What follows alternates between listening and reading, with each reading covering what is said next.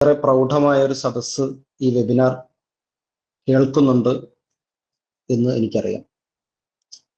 എല്ലാവരെയും അഭിവാദ്യം ചെയ്യുന്നു. പ്രൊഫസർ എം ഉണ്ണികൃഷ്ണൻ സാറിന് സർവീസിൽ നിന്ന് വിരമിക്കുന്ന വേളയിൽ അദ്ദേഹത്തിന്റെ ശിഷ്യർ ഒരുപക്ഷെ ഏറ്റവും സമുചിതമായ ഒരു യാത്രയപ്പാണ് ഇത്തരത്തിലുള്ള അക്കാദമിക് സെമിനാറുകളിലൂടെ നൽകുന്നത്. ഒരു അക്കാദമിഷ്യന് ഇതിലും ഉചിതമായി അദ്ദേഹത്തിന്റെ സർവീസിൽ നിന്ന് വിരമിക്കുന്ന വേളയിൽ അദ്ദേഹത്തിനുള്ള ആദരം അർപ്പിക്കാൻ ഇതിലും ഉചിതമായ മറ്റൊരു പ്രവർത്തനമില്ല എന്ന് തന്നെ പറയാം. ഉണ്ണികൃഷ്ണൻ മാഷ്, ഡോക്ടർ എം ഉണ്ണികൃഷ്ണൻ മാഷ് എനിക്ക് വായനയിലൂടെ മാത്രം പരിചയമുള്ള ഒരാളാണ്. പക്ഷേ എങ്കിൽ പോലും പലപ്പോഴും നമ്മുടെ സാഹിത്യത്തിന്റെ ഏറ്റവും പുതിയ മുഖങ്ങളെ പോലും ചരിത്രപരമായി രേഖപ്പെടുത്തി വെക്കാൻ, അതിനെ അടയാളപ്പെടുത്താൻ, അതിനെ ശ്രദ്ധിക്കാൻ ഒക്കെ ഏറെ താല്പര്യം കാണിച്ചിട്ടുള്ള ഈ നിരൂപകൻ കേരളത്തിലെ ഭാഷാ സാഹിത്യ അധ്യാപകരുടെ നിരയിലെ ഏറ്റവും കാരണവസ്ഥാനത്തുള്ള ആളുകളിൽ ഒരാൾ. അദ്ദേഹം കേരള സർവകലാശാലയിലെ സീനിയർ പ്രൊഫസറായും അദ്ദേഹത്തിന്റെ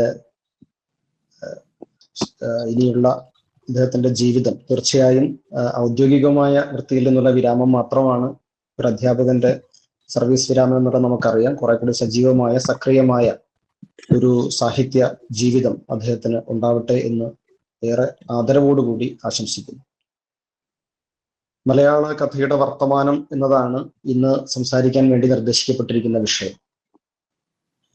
മലയാള കഥ മലയാളത്തിൽ മാത്രമല്ല, ലോകത്തെവിടെയും സാഹിത്യത്തിലെ ഏറ്റവും ആക്റ്റീവായ മാധ്യമങ്ങളിൽ ഒന്നാണ്. വിശേഷിച്ചും ഈ ജനാധിപത്യകാലം വന്നതിന് ശേഷം സാഹിത്യത്തെ ഏറ്റവും സജീവമാക്കി നിർത്തുന്ന, സാഹിത്യത്തിലെ ഏറ്റവും പുതിയ പ്രവണതകൾ ആദ്യം പ്രത്യക്ഷപ്പെടുന്ന മേഖലകളിലൊന്ന്, മാധ്യമങ്ങളിലൊന്ന് കഥയാണ്. മലയാള കഥയുടെ ഒരു കഴിഞ്ഞ 1.5 നൂറ്റാണ്ട് കാലത്തെ ഒരു ചരിത്രം പരിശോധിച്ചാൽ കാണാൻ കഴിയുന്ന രസകരമായ ഒരു വസ്തുത, യഥാർത്ഥത്തിൽ വലിയ തോതിലുള്ള ഒരു ഭാവുകത്വപരമായ ഒരു ശിഥിലീകരണം അല്ലെങ്കിൽ ഭാവുകത്വപരമായ ഒരു വിതരണം മലയാള കഥയിൽ കാര്യമായി നടന്നിട്ടില്ല എന്നുള്ളതാണ്. മലയാള കഥ ഭാവുകത്വ മാറ്റങ്ങൾ ഉണ്ടായ സമയത്തൊക്കെയും അതൊരു കൂട്ടായ്മയുടെ ഭാവുകത്വമായിട്ട് അതങ്ങനെ നിലനിൽക്കുകയാണ് ചെയ്തത്. അതുകൊണ്ടാണ് നമുക്ക് കഥയ്ക്ക് ഇങ്ങനെ ഘട്ടവിഭജനങ്ങളൊക്കെ നടത്താൻ പറ്റുന്നത്. ഈ പൊതുവെ അക്കാദമിക്സിൽ ഇങ്ങനെ പഠന സൗകര്യത്തിന് വേണ്ടി കഥ എന്ന് മാത്രമല്ല, ജൈവിക സ്വഭാവമുള്ള ഒരു സാഹിത്യ രൂപവും നമുക്ക് ഘട്ടവിഭജനങ്ങൾക്കൊന്നും വഴങ്ങി തരുന്നതല്ല. പക്ഷെ എങ്കിൽ പോലും നമ്മൾ അങ്ങനെ ചെയ്യാറുണ്ട്. അങ്ങനെ ചെയ്യാൻ നമുക്ക് സാധിക്കുന്നതിനൊരു കാരണം എന്ന് പറയുന്നത്, ഒരു പ്രത്യേക കാലത്ത് സവിശേഷമായ ഒരു ഭാവുകത്വം മലയാള കഥയിൽ എപ്പോഴും നിലനിന്നിരുന്നു എന്നുള്ളത് കൊണ്ടുകൂടിയാണ്. അങ്ങനെ സമാന്തരമായി ശക്തമായി നിലനിൽക്കുന്ന വ്യത്യസ്ത ഭാവുകത്വങ്ങളുടെ ഒരു നിലനിൽപ്പ് മലയാള കഥയിൽ പലപ്പോഴും ഇല്ല എന്നുള്ളതാണ്. അധികമൊന്നും ഉണ്ടായിട്ടില്ല. ഒരുപക്ഷെ ഈ പുതിയ കാലത്തൊഴികെ അധികകാലമൊന്നും ഉണ്ടായിട്ടില്ല എന്നുള്ളതാണ് ഒരു വാസ്തവം. ഇപ്പോൾ ആധുനികതയുടെ കാലത്താണ് ഒരുപക്ഷെ അത്തരത്തിൽ ആധുനികത, ഞാൻ പറയുന്നത് ആധുനികതാവാദം, മോഡേണിസം എന്ന് പറയുന്ന മലയാളത്തിൽ ഒരു 50കളുടെ അവസാനമൊക്കെ തൊട്ട് തുടങ്ങിയ അത്തരം ഒരു ഭാവുകത്വ പ്രവണതയുടെ കാലത്താണ് യഥാർത്ഥത്തിൽ ഭാവുകത്വപരമായ ഒരു ശിഥിലീകരണ പ്രവണതകൾ കുറച്ചെങ്കിലും നമ്മുടെ കഥ കാണിച്ചിട്ടുള്ളത്. ആ സമയത്തും ഈ പാശ്ചാത്യ മോഡേണിസത്തിന്റെ എല്ലാത്തരം പ്രവണതകളും നമ്മൾ പറഞ്ഞു പോരാറുള്ള ജീവിത നിഷേധമാണെങ്കിലും, വിഷാദാത്മകത്വമാണെങ്കിലും, പരീക്ഷണപരതയാണെങ്കിലും, യുക്തിയെ ചോദ്യം ചെയ്യുന്ന രീതിയാണെങ്കിലും, അതുപോലുള്ള എല്ലാ പ്രവണതകളും പുതിയ മലയാള കഥയിലെയും ആധുനികതാവാദ കാലഘട്ടം പ്രകടിപ്പിച്ചിട്ടുണ്ട്. ഇപ്പോ DR നാഗരാജനെ പോലുള്ള ആളുകൾ, ഇന്ത്യയിലെ വളരെ പ്രധാനപ്പെട്ട ദലിത് സൈദ്ധാന്തികരുടെ ഒരാളായിരുന്ന DR നാഗരാജനെ പോലുള്ള ആളുകൾ ഈ മോഡേണിസത്തെ കുറിക്കുന്ന, ഇന്ത്യൻ മോഡേണിസത്തെ കുറിച്ച് പറയുന്ന സമയത്ത് ഉപയോഗിക്കുന്ന ഒരു വാക്ക് ബങ്കേഴ്സ് ഓഫ് ഇൻഡിവിജ്വലിസം എന്നാണ്. ഇൻഡിവിജ്വലിസത്തിന്റെ എന്താ പറയുക, ഒളിക്കുഴികളിലായിരുന്നു അന്ന് സാഹിത്യം വസിച്ചിരുന്നത് എന്ന് അദ്ദേഹം പറയുന്നുണ്ട്. അതൊരു വിമർശനമായിട്ടാണ് അത് ഉന്നയിക്കുന്നത്. എന്നാൽ മലയാളത്തിലെ ആധുനികതാവാദ കഥകൾ, നമ്മൾ ഈ പറയുന്ന കാക്കനാടന്റെ ആയാലും മുകുന്ദന്റെ ആയാലും ഇവരുടെയൊക്കെ കഥകൾക്കകത്ത്, വിജയന്റെ കഥകൾ, ഇവരുടെ കഥകൾക്കകത്ത് യഥാർത്ഥത്തിൽ ഈ പറയുന്ന പ്രവണതകളോടൊപ്പം തന്നെ കേരളീയമായ വേരുകളെ അന്വേഷിക്കുന്ന ചില പ്രവണതകൾ സൂക്ഷ്മമായി നിലനിൽക്കുന്നത് നമുക്ക് കാണാൻ കഴിയും. അത് ഒരർത്ഥത്തിൽ നമ്മൾ ഈ പറയുന്ന ഭാവുകത്വത്തിന്റെ പൊതു പ്രവണതകളിൽ നിന്ന് വേറിട്ട് നിൽക്കുന്ന ഒരു സമീപനമാണ്. എന്നാൽ അവിടെ നിന്ന് കഴിഞ്ഞ് ഇപ്പോ ഈ ആധുനികതാവാദത്തിന്റെ ഒരു ഘട്ടം കഴിയുമ്പോൾ നമുക്കറിയാം, നമ്മളൊരു രാഷ്ട്രീയ ആധുനികതയിലേക്ക്, പൊളിറ്റിക്കൽ മോഡേണിസത്തിലേക്ക് നമ്മൾ പ്രവേശിക്കുന്നുണ്ട്. ആ സമയത്ത് NS മാധവനെ പോലുള്ള, VP ശിവകുമാറിനെ പോലുള്ള, M സുകുമാരനെ പോലുള്ള അങ്ങനെയുള്ള കുറെ കഥാകൃത്തുക്കൾ ആ സമയത്ത് അത്തരത്തിലുള്ള N പ്രഭാകരനെ പോലുള്ള ആളുകൾ, CR പരമേശ്വരനെ പോലുള്ള ആളുകൾ, ഇതുപോലുള്ള ആളുകളൊക്കെ കഥയിൽ അത്തരത്തിലൊരു പുതിയ രാഷ്ട്രീയ ഭാവുകത്വത്തെ വിന്യസിക്കാൻ വേണ്ടി ശ്രമിക്കുന്നുണ്ട്. അതിൻ്റെ ഒരു പിന്നീടുള്ള അതിൻ്റെ ഒരു തുടർച്ചയാണ് യഥാർത്ഥത്തിൽ ഈ പറയുന്ന രാഷ്ട്രീയ ഭാവത്തിന്റെ ഒരു തുടർച്ചയിലാണ് യഥാർത്ഥത്തിൽ പിന്നീട് സക്രിയയും TV കൊച്ചുബാവയും പോലുള്ള കഥകൾ ഈ രാഷ്ട്രീയത്തെ തന്നെ മറ്റൊരു തരത്തിൽ കുറെ കൂടി ഉപഹാസപൂർവമായിട്ട് അല്ലെങ്കിൽ ഒരല്പം കൂടി ഡിറ്റാച്ച്ഡ് ആയി മാറി നിന്നുകൊണ്ട് ഇപ്പോ VP ശിവകുമാറിന്റെയോ അല്ലെങ്കിൽ അന്നത്തെ CR പരമേശ്വരന്റെയോ സുകുമാരന്റെയോ ഒക്കെ കഥകളിൽ നമ്മൾ കണ്ടിരുന്നത് പോലുള്ള അറ്റാച്ച്ഡ് ആയ ഒരു പൊളിറ്റിക്കൽ മോഡേണിസം അല്ല, മറിച്ച് കുറെ കൂടി ഡിറ്റാച്ച്ഡ് ആയ ഒരു പൊളിറ്റിക്കൽ മോഡേണിസം യഥാർത്ഥത്തിൽ ഈ കഥാകൃത്തുക്കളുടെ നമുക്ക് കാണാൻ കഴിയും. അവിടെ നിന്ന് ഒരുപക്ഷെ അതിന്റെ ഒരു തുടർച്ചയിലാണ് നമ്മൾ പിന്നീട് ഈ ആധുനികാനന്തരത എന്നോ അല്ലെങ്കിൽ പുതുകഥ എന്നോ നമ്മളിപ്പോ ഇന്ന് സമകാല കഥ എന്നോ ഒക്കെ നമ്മൾ വിളിക്കുന്ന, ഇപ്പൊ 90-കൾക്ക് ശേഷമുള്ള കഥകളെ ഒന്നിച്ചു ചേർത്തിട്ട് നമ്മൾ അങ്ങനെ വിളിക്കാറുണ്ട്. പക്ഷെ അത്തരത്തിൽ വിളിക്കുന്ന ഈ കഥകളിൽ നമ്മൾ ഇന്ന് കാണുന്ന അതിന്റെ ഒരു സ്വഭാവം, അതിന്റെ ഒരു സ്വഭാവത്തിനകത്ത് യഥാർത്ഥത്തിൽ ഈ രണ്ട് കാര്യങ്ങൾ അതിനകത്ത് വളരെ ശക്തമായി പ്രവർത്തിച്ചിട്ടുണ്ട് എന്നാണ് എനിക്ക് തോന്നുന്നത്. ഒന്ന്, ഈ കേരളീയമായ വേരുകളെ അന്വേഷിക്കാനുള്ള ഒരു പ്രവണത. രണ്ടാമത്തേത് ഈ രാഷ്ട്രീയമായ അന്വേഷണങ്ങൾ, നമ്മുടെ ഒരു ജനതയുടെ രാഷ്ട്രീയമായ അന്വേഷണങ്ങൾ. ഈ രണ്ട് പ്രവണതകളെ ചേർത്ത് വെച്ചുകൊണ്ടാണ് യഥാർത്ഥത്തിൽ നമ്മൾ ഇന്ന് കാണുന്ന സമകാല കഥകളിലെ ഒരു ഭാവുകത്വപരമായ ഒരു ശിഥിലീകരണം, അല്ലെങ്കിൽ പലതരം ഭാവുകത്വങ്ങൾ ഇന്ന് മലയാള കഥയിൽ നിലനിൽക്കുന്നതിന്റെ ഒരു കാരണം ഇതിലാണ് എന്നാണ് ഞാൻ മനസ്സിലാക്കുന്നത്. ഞാൻ നേരത്തെ സൂചിപ്പിച്ചതുപോലെ സമകാല കഥ, ആധുനികാനന്തര കഥ, പുതുകഥ എന്നൊക്കെ നമ്മൾ ഇന്ന് പറയുന്നത് യഥാർത്ഥത്തിൽ അത് അങ്ങനെ ഒരൊറ്റ സംവർഗമായിട്ട് വിശേഷിപ്പിക്കാൻ കഴിയുന്ന കഥകളല്ല ഈ പുതിയ കാലത്ത് രചിക്കപ്പെടുന്ന കഥകളൊന്നും. അവ കുറെ കൂടി ഒരു മൾട്ടിപ്ലിസിറ്റി ആയിട്ട് ഒരു അനേകമായിട്ടാണ് നമ്മൾ അതിനെ കാണേണ്ടത്. നമ്മൾ അങ്ങനെ വിശേഷിപ്പിക്കുമ്പോൾ ഒന്നിച്ചു ചേർത്ത് നമ്മൾ വിശേഷിപ്പിക്കുമെങ്കിൽ പോലും യഥാർത്ഥത്തിൽ വളരെ പ്രധാനപ്പെട്ട ഒരു 3 ഘട്ടങ്ങളെങ്കിലും നമുക്ക് അതിൽ നിന്ന് വേർതിരിച്ച് എടുക്കാൻ പറ്റുന്ന തരത്തിൽ തന്നെ നമുക്ക് ഇന്ന് ഇപ്പോൾ കാണാൻ കഴിയും. നമ്മൾ ഈ സുഭാഷ് ചന്ദ്രനാണെങ്കിലും അല്ലെങ്കിൽ സന്തോഷ് ഏച്ചിക്കാനം, KR മീര, ശിഹാബുദ്ദീൻ പൊയ്ത്തുംകടവ്, സന്തോഷ് കുമാർ, EP ശ്രീകുമാർ, അങ്ങനെ നമ്മൾ ആ ഒരു തലമുറയിൽ വിജയ ജെയിംസ്, തോമസ് ടോ, ഇങ്ങനെ ഒരുപാട് കഥാകൃത്തുക്കളുടെ പേരുകൾ നമുക്കിങ്ങനെ ഓർമ്മയിൽ നമുക്ക് ഇങ്ങനെ പെട്ടെന്ന് പറയാൻ പറ്റുന്ന ഒരുപാട് പേരുകൾ ഉണ്ടല്ലോ. ഇവരൊക്കെ ഈ പറയുന്ന കഴിഞ്ഞ ഒരു 3 ദശാബ്ദങ്ങളായി എഴുതിക്കൊണ്ടിരിക്കുന്നുണ്ട് എന്നുള്ളത് കൊണ്ട് കൂടിയാണ് ഈ കഥാകൃത്തുക്കളുടെ ഒരു തലമുറയെ നമ്മൾ ഒന്നിച്ചു ചേർത്ത് ഇങ്ങനെ സൗകര്യപൂർവ്വം പറയുന്നത്. യഥാർത്ഥത്തിൽ കഥകളുടെ ഭാവുകത്വവുമായി ബന്ധപ്പെട്ടല്ല ഈ വർഗീകരണം എന്നുള്ളതാണ് വാസ്തവം.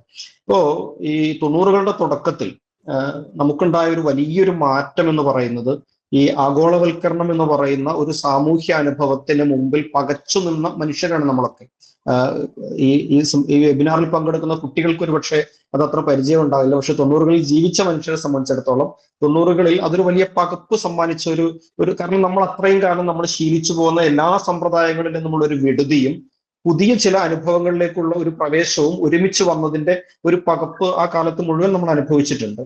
അപ്പൊ അതുകൊണ്ട് തന്നെ ഈ ആഗോളവൽക്കരണം മുന്നോട്ട് വെച്ച പുതു അനുഭവങ്ങളോടുള്ള പ്രതികരണങ്ങൾ എന്നുള്ള രീതിയിലാണ് യഥാർത്ഥത്തിൽ നമ്മൾ ഇന്ന് പറയുന്ന പുതുകഥകളുടെ ഒരു തുടക്കം എന്ന് പറയുന്നത്. കാരണം അന്ന് പെട്ടെന്ന് ഇത് ഇങ്ങനെ സംഭവിച്ചു കഴിഞ്ഞപ്പോൾ നമ്മൾ അത്രയും കാലം നമ്മൾ പുലർത്തിപ്പോന്ന വൈകാരികതകളൊക്കെയും അപ്രസക്തമായി തീരുകയും പുതിയ ചില വൈകാരികതകൾ രൂപപ്പെട്ടു വരികയും ചെയ്തു. വികാരങ്ങളെ നമ്മൾ പ്രകടിപ്പിക്കുന്ന രീതിയിൽ വലിയ വ്യത്യാസങ്ങൾ വരുന്നുണ്ട്. ഇപ്പോൾ ഫ്രെഡറിക് ജെയിംസിനെ പോലുള്ള ആളുകൾ വെയിനിങ് ഓഫ് എഫക്ട്സ് എന്ന് പറയുന്ന ഒരു സങ്കല്പത്തെ കുറിച്ച് പറയും. വെയിനിങ് ഓഫ് എഫക്ട്സ്, വൈകാരികതകൾ ഇങ്ങനെ അലിഞ്ഞില്ലാതാവുക, അസ്തമിച്ചു പോവുക, വൈകാരികത നഷ്ടപ്പെടുന്ന ഒരു ജനതയായി തീരുക എന്നത് ആഗോളവൽക്കരണത്തിന്റെ ഗ്ലോബലൈസേഷന്റെ ഒരു പ്രധാനപ്പെട്ട സവിശേഷതയായിട്ട് ജെയിംസൺ പറയുന്നുണ്ട്. യഥാർത്ഥത്തിൽ ഈ വെയിനിങ് ഓഫ് എഫക്ട്സ് നമ്മുടെ കഥയിലേക്ക് വരുന്നു, ആ സമയത്താണ് വരുന്നത്. കാരണം നമ്മൾ ജീവിതത്തിൽ അത് യാഥാർത്ഥ്യമായി തീരുകയാണ്. ബന്ധങ്ങളൊക്കെ പുനർനിർവചിക്കപ്പെടുകയാണ്. അത്രയും കാലം നമ്മൾ പുലർത്തി പോന്നിരുന്ന ബന്ധങ്ങളുടെ വൈകാരികതകളൊക്കെയും പുനർനിർവചിക്കപ്പെടുകയോ ചെയ്ത ഒരു പ്രധാനപ്പെട്ട സന്ദർഭമായിരുന്നു. അപ്പൊ ആ സന്ദർഭത്തെ ആവിഷ്കരിക്കുന്ന കഥകളിൽ പലപ്പോഴും ആ കഥകൾ ഈ പറയുന്ന ഒരു പ്രശ്നം നമ്മൾ വല്ലാതെ കാണുന്നുണ്ട്. മനുഷ്യർ പലപ്പോഴും വിപണിയിലെ ഒരു ഉൽപ്പന്നം മാത്രമായി അല്ലെങ്കിൽ വിപണിയുടെ ഒരു ചരക്ക് മാത്രമായി എങ്ങനെ മാറിത്തീരുന്നു എന്നുള്ളത്, ബന്ധങ്ങളൊക്കെയും എങ്ങനെയാണ് വിപണിയാൽ നിയന്ത്രിക്കപ്പെടുന്നത് എന്നുള്ളത് ഒക്കെ നമ്മൾ ആ സമയത്ത് നമ്മൾ പകപ്പോടെ നോക്കിക്കണ്ട ഒരു സംഗതികളായിരുന്നു. അതുകൊണ്ടാണ് ആ കാലത്തെ കഥകളിലൊക്കെ നമ്മൾ ഈ പറയുന്ന സുഭാഷിന്റെയോ സന്തോഷിന്റെയോ ഞാൻ നേരത്തെ പറഞ്ഞ തലമുറയുടെ ഇപ്പോ വിനു എബ്രഹാം ഉൾപ്പെടെയുള്ള ആളുകൾ, സർലാലൊക്കെ ഉൾപ്പെടെയുള്ള ആളുകൾ ഇവിടെ ഇരിക്കുന്നുണ്ടല്ലോ. ഇവരുടെ ഒക്കെ തലമുറയിലെ ഈ കഥാകൃത്തുക്കളുടെ ഒക്കെ കഥകൾക്കകത്ത് നമ്മൾ ഇത്തരത്തിലുള്ള ഈ ഒരു ട്രാൻസിഷൻ പീരീഡിന്റെ ഒരു പകപ്പ് ആ കാലത്ത് നമ്മൾ കാണും. എന്നാൽ 2010 ശേഷം ഒരുപക്ഷെ ഈ കഥാകൃത്തുക്കൾ ഉൾപ്പെടെയുള്ള അല്ലെങ്കിൽ പുതിയ കഥാകൃത്തുക്കൾ എഴുതുന്ന കഥകൾക്കകത്ത് നമ്മൾ കുറെ കൂടി ഈ പുതിയ അനുഭവങ്ങളെ മുഖാമുഖം നേരിടുന്നതിന്റെ ഒരു സത്യസന്ധതയും ധീരതയും കുറെ കൂടി പ്രകടമായിരിക്കണം. അതിനകത്ത് കുറെ നെഗറ്റീവ് എലമെന്റ്സ് ഉണ്ടാവാം, അത് നമുക്ക് ചർച്ച ചെയ്യാം. പക്ഷെ ഇങ്ങനെ കുറെ കൂടി സത്യസന്ധമായി തന്നെ, കുറെ കൂടി ധീരമായി തന്നെ അതിനെ മുഖാമുഖം കാണുക, പുതിയ അനുഭവങ്ങൾ അങ്ങനെ കാണുക. 90കളിൽ അങ്ങനെയല്ല. 90കളിൽ ഈ പുതിയ അനുഭവങ്ങൾ വരുമ്പോൾ ആ പുതിയ അനുഭവങ്ങളുടെ മാറ്റുരയ്ക്കാൻ വേണ്ടി, പുതിയ അനുഭവങ്ങളെ വിലയിരുത്താൻ വേണ്ടി, പുതിയ അനുഭവങ്ങളെ കുറിച്ച് ഒരു വിധി കൽപ്പിക്കാൻ വേണ്ടി നമ്മൾ ആശ്രയിച്ചത് മുഴുവൻ പഴയ 80കളുടെ അല്ലെങ്കിൽ 70കളുടെയും 80കളുടെയും ഒരു ജീവിതബോധമാണ്. ആ ജീവിതബോധത്തെ മുൻനിർത്തിയിട്ടാണ് 90കളിൽ ഈ പുതിയ പ്രവണതകൾ വന്നു തുടങ്ങിയ സമയത്ത് നമുക്ക് നമ്മുടെ പഴയ ജീവിതബോധവുമായി, ചരിത്രബോധവുമായി ബന്ധപ്പെടുത്തിക്കൊണ്ട് ആണ് നമ്മൾ ആ അനുഭവങ്ങൾ നേരിട്ടതെങ്കിൽ 2010 ശേഷം ഉണ്ടായ ഒരു പ്രധാനപ്പെട്ട മാറ്റം എന്ന് പറയുന്നത് പലപ്പോഴും ഇത്തരത്തിലുള്ള പുതിയ അനുഭവങ്ങളെ അതായി തന്നെ നേരിടാനുള്ള, അതിനെ അതായി തന്നെ അഭിമുഖീകരിക്കാനുള്ള ഒരു രീതി, ഒരു ഞാനതിനെ ധീരത എന്നാണ് വിളിക്കാൻ ശ്രമിക്കുന്നത്. അത് പുതിയ കഥാകൃത്തുക്കളിൽ നമുക്ക് കാണാൻ കഴിയും. അതിനെ പലപ്പോഴും നമ്മൾ ചരിത്രബോധമില്ലായ്മയായിട്ടോ അരാഷ്ട്രീയതയായിട്ടോ ഒക്കെ വ്യാഖ്യാനിച്ചിട്ടുണ്ട് നമ്മുടെ വിമർശകർ. പക്ഷെ എങ്കിൽ പോലും ഈ പ്രവണതയെ നമ്മൾ അഭിസംബോധന ചെയ്യാതിരിക്കാൻ നമുക്ക് പറ്റില്ല എന്നുള്ളതാണ് വാസ്തവം. എന്തായാലും ഈ അതിന്റെ രാഷ്ട്രീയ മൂല്യമൊക്കെ നമുക്ക് നമ്മുടെ ചർച്ചയിൽ വരേണ്ടതുണ്ട്. തുടർ ചർച്ചകളിൽ അത് വന്നേക്കും ഒരു പക്ഷെ. എങ്കിലും ഞാൻ ഇപ്പോ അരമണിക്കൂർ സമയത്തിനകത്ത് പുതിയ ഈ കഥകളുടെ ഒരു ലോകത്തെ, കഥയുടെ വർത്തമാന ലോകത്തെ വിലയിരുത്തുക എന്ന് പറയുന്നത് സ്വാഭാവികമായിട്ടും ദുഷ്കരമാണെന്നുള്ളത് ഇവിടെ കൂടിയിരിക്കുന്ന എല്ലാവർക്കും അറിയാം. അതുകൊണ്ട് ഞാനൊരു പുതിയ കഥകളുടെ പ്രധാനപ്പെട്ട ഒരു 2-3 സവിശേഷതകൾ ഊന്നി നിന്നുകൊണ്ട് സംസാരിക്കാമെന്നാണ് കരുതുന്നത്. ഞാൻ അരമണിക്കൂറിനകത്ത് തന്നെ അവസാനിപ്പിക്കാൻ വേണ്ടി ശ്രമിക്കും. അതിലൊന്ന്, ഏറ്റവും പ്രധാനപ്പെട്ട ഒന്ന്, ഈ പുതിയ കഥകളിൽ നമുക്ക് എടുത്തു പറയാവുന്ന ഒരു പ്രവണത, ഒരു സവിശേഷത, പുതിയ കഥകളെ ഒരുമിച്ച് വെച്ച് നമ്മൾ വിലയിരുത്തുമ്പോൾ എടുത്തു പറയാവുന്ന ഒരു സവിശേഷത എന്ന് പറയുന്നത് കേരളീയ അനുഭവങ്ങൾ അല്ലെങ്കിൽ നമ്മുടെ ഒരു അനുഭവ മണ്ഡലം, അനുഭവത്തെക്കുറിച്ചുള്ള ഭാവനാ മണ്ഡലം കുറെ കൂടി വികസ്വരമായിരിക്കുന്നു എന്നുള്ളതാണ്.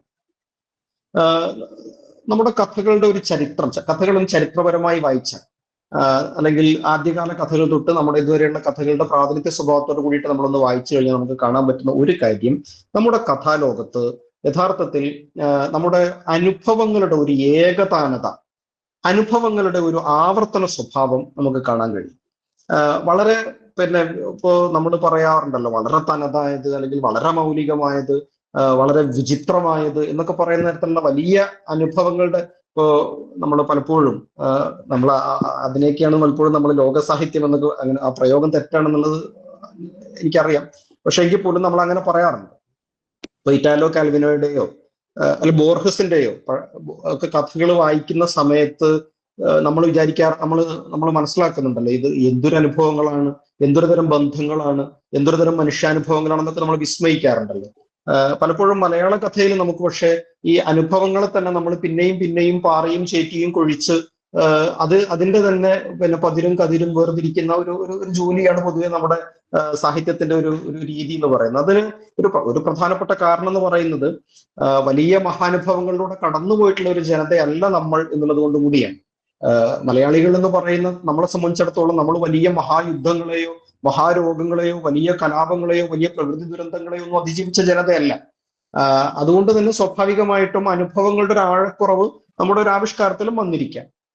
പക്ഷെ എങ്കിൽ പോലും നമ്മുടെ ഒരു ഭാവനാ ജീവിതത്തിന് അതൊരു പരിമിതിയാണോ എന്ന് കഥയുടെ ചരിത്രം പരിശോധിക്കുമ്പോൾ നമുക്ക് തോന്നിയേക്കാം. പക്ഷെ പുതിയ കാലത്ത് നമ്മൾ ഈ പറയുന്ന തരത്തിലുള്ള അനുഭവങ്ങളിലെ ചില പുതിയ വൈചിത്ര്യങ്ങളെ അല്ലെങ്കിൽ വളരെ മൗലികമായ ചില ഭാവനകളെ ആവിഷ്കരിക്കാൻ നമ്മുടെ പുതിയ കഥാകൃത്തുക്കൾക്ക് പലർക്കും സാധിക്കുന്നുണ്ട് എന്നുള്ളതാണ്. ഒരു പ്രവചനീയത എന്ന് പറയുന്നതായിരുന്നു മലയാള കഥയിലെ അനുഭവാഖ്യാനങ്ങളുടെ ഒരു പ്രധാനപ്പെട്ട പരിമിതി എന്ന് പറയുന്നത്. നമുക്ക് പ്രവചിക്കാൻ കഴിയും, ഇത് എവിടേക്കാണ് ഈ പോണത്, ഈ കഥയുടെ ഒടുക്കം എന്തായിരിക്കും എന്നുള്ളതിന്റെ ഒന്നോ രണ്ടോ സാധ്യതകളും പ്രവചിക്കാനാവുന്ന വിധത്തിലാണ് പലപ്പോഴും കഥകൾ മുന്നോട്ട് പോകുക, കഥകൾ ആഖ്യാനം മുന്നോട്ട് പോവുക. എന്നാൽ അത്തരം ഒരു അപ്രവചനീയത അല്ലെങ്കിൽ നമ്മുടെ ഒരു പൊതുബോധത്തെ നിഷേധിക്കുന്ന തരത്തിലുള്ള അപ്രവചനീയതകൾ പുതിയ കാല കഥകളിൽ നമുക്ക് ധാരാളമായിട്ട് കാണാൻ കഴിയും. ഉറൂബിനെ ഓർക്കും നമ്മൾ ഇപ്പൊ ഇവിടെ ഓർക്കാവുന്ന ഒരു ആളാണ് ഉറൂബ്. ഉറൂബിന്റെ രാച്ചിയമ്മ എന്നുള്ള കഥ ആലോചിച്ച് നോക്കൂ. രാച്ചിയമ്മ എന്നുള്ള കഥ മലയാളി പൊതുബോധത്തിന്റെ പ്രവചനങ്ങൾ മുഴുവൻ തകർത്ത ഒരു കഥയാണ്. ആ കഥ എങ്ങനെയായിരിക്കും അവസാനിക്കുക, അല്ലെങ്കിൽ ആ കഥ ഇത്തരം ഒരു മൂല്യബോധത്തിൽ ആ കഥ അവസാനിക്കുമെന്നൊന്നും നമ്മൾ ധരിക്കുകയില്ല. ഒരുപക്ഷെ അത്തരം കഥകളുടെ ഒരു തുടർച്ച മലയാളത്തിൽ പുതിയ കാലത്ത് വന്നുകൊണ്ടിരിക്കുന്നു എന്നുള്ളതാണ് എനിക്ക് തോന്നുന്നത്. വിശേഷിച്ചിപ്പം പി എഫ് മാത്യൂസിന്റെ കഥകൾ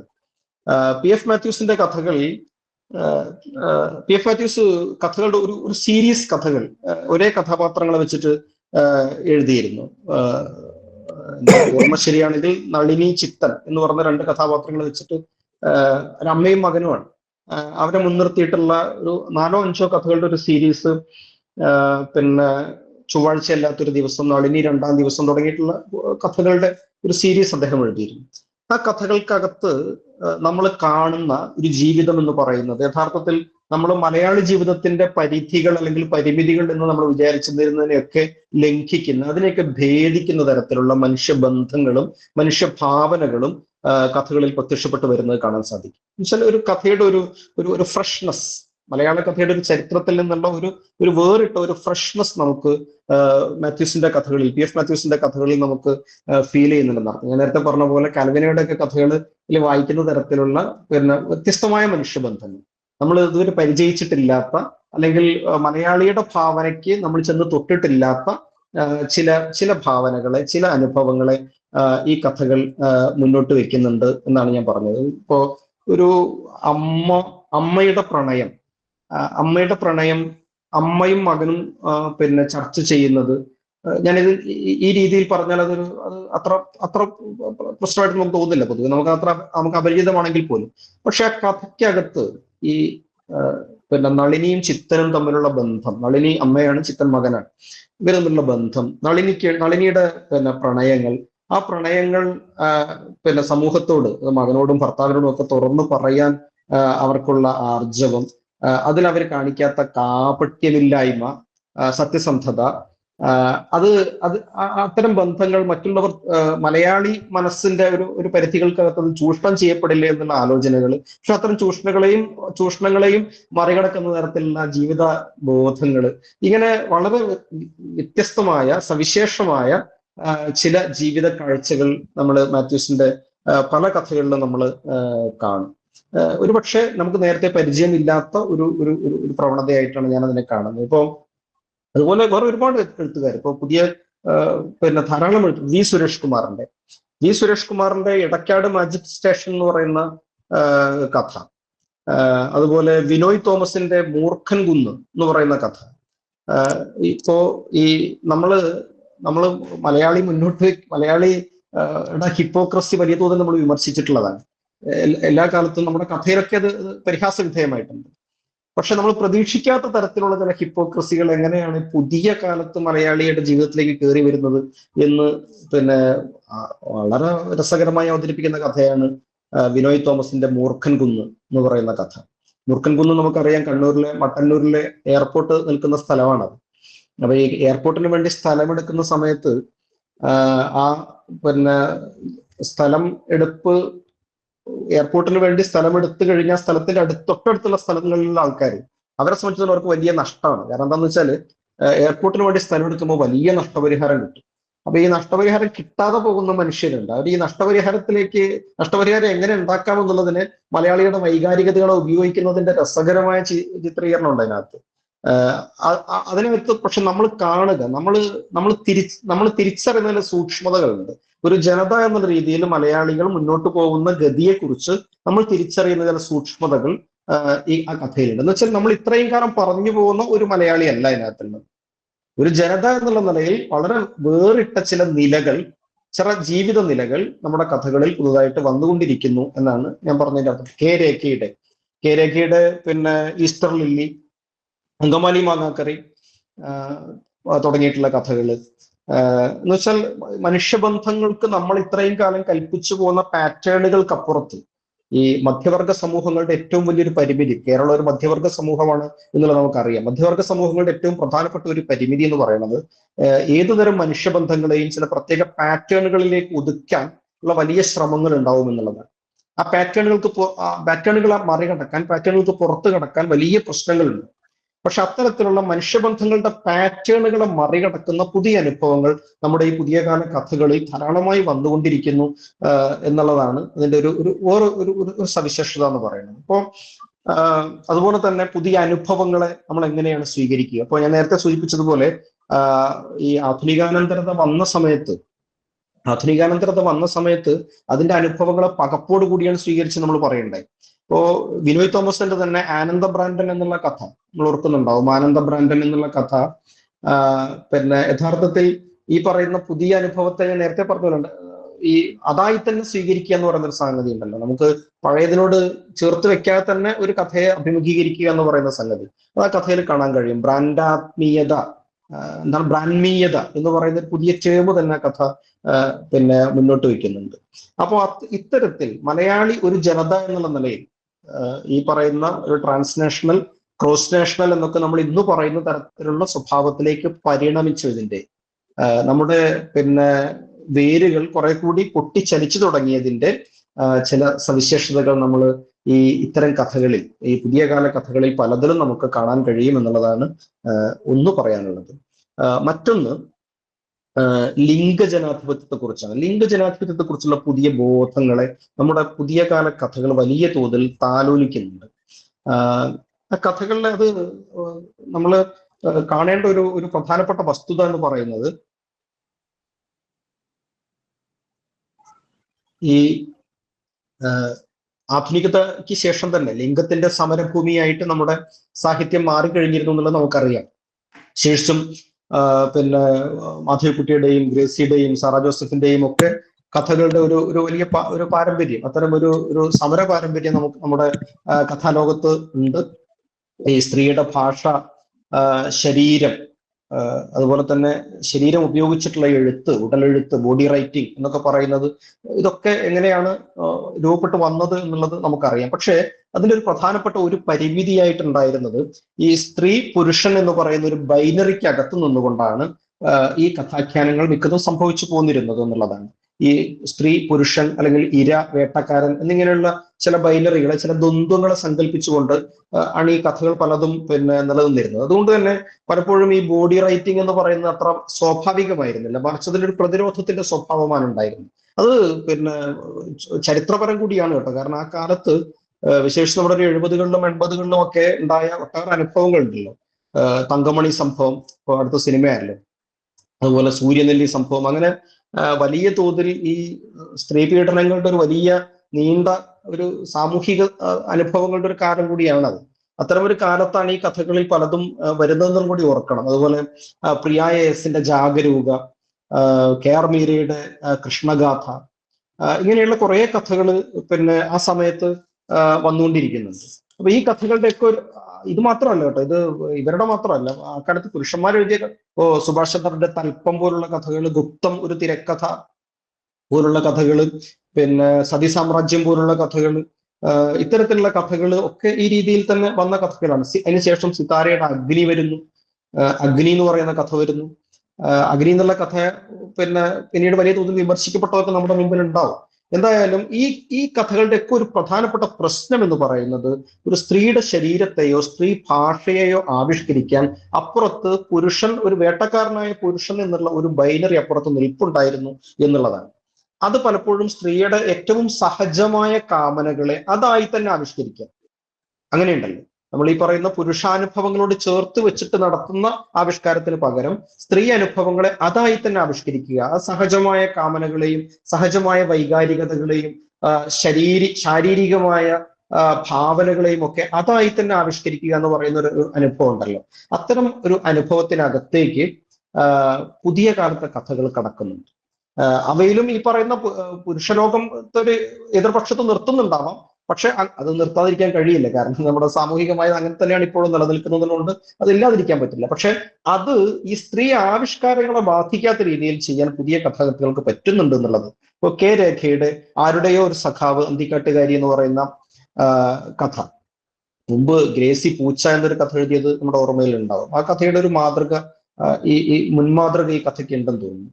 ആരുടെയോ ഒരു സഖാവ് അന്തിക്കാട്ടുകാരി എന്ന് പറയുന്ന കഥയ്ക്കകത്ത് ഈ പറയുന്ന ഒരു സ്ത്രീയുടെ ആവശ്യങ്ങൾ, ഒരു സ്ത്രീയുടെ സഹജമായ കാമനകൾ, ഈ കാമനകൾ അഡ്രസ് ചെയ്യപ്പെടുന്നു എന്നുള്ളത് വളരെ പ്രധാനപ്പെട്ട ഒരു സംഗതിയാണ്. സിതാരയുടെ പ്രണയ വൈറസ് എന്ന് പറയുന്ന കഥ, അതുപോലെ വിനോയ് തോമസിന്റെ തന്നെ മുള്ളരഞ്ഞാണം എന്ന കഥ, മിനി പി സിയുടെ പിന്നെ കനകദുർഗ എന്ന് പറയുന്ന കഥ. ഞാൻ ഈ കഥകളുടെ പേര്, ചില കഥകളുടെ പേര് ഇങ്ങനെ പെട്ടെന്ന് എടുത്തു പറയുന്ന പേരുകളാണ്. ഇത്തരത്തിലുള്ള കഥകളിൽ നമ്മൾ കാണുന്ന സ്ത്രീകൾ എങ്ങനെയാണ് തങ്ങളുടെ ഉടലുകളെ ആവിഷ്കരിക്കുന്നത്, തങ്ങളുടെ ഉടലുകളെ എങ്ങനെയാണ് അവർ അന്വേഷിക്കുന്നത്, തങ്ങളുടെ ഉടലിന്റെ ആഗ്രഹങ്ങളെ നമ്മൾ പലപ്പോഴും ഈ ഉടലുണ്ട് എന്നുള്ളത് പോലും അംഗീകരിച്ചിരുന്നില്ലല്ലോ. ഉടൽ പോലും അംഗീകരിക്കപ്പെടുന്നത് ഈ പുരുഷനോട് എതിർത്ത് നിൽക്കുന്ന അവസ്ഥയിൽ സ്ത്രീയുടെ അസ്തിത്വത്തെ രേഖപ്പെടുത്താൻ വേണ്ടിയാണ് പലപ്പോഴും നമ്മുടെ സാറ ടീച്ചർ അടക്കമുള്ള ആളുകൾ ഉടലിനെ ഉപയോഗിച്ചത്.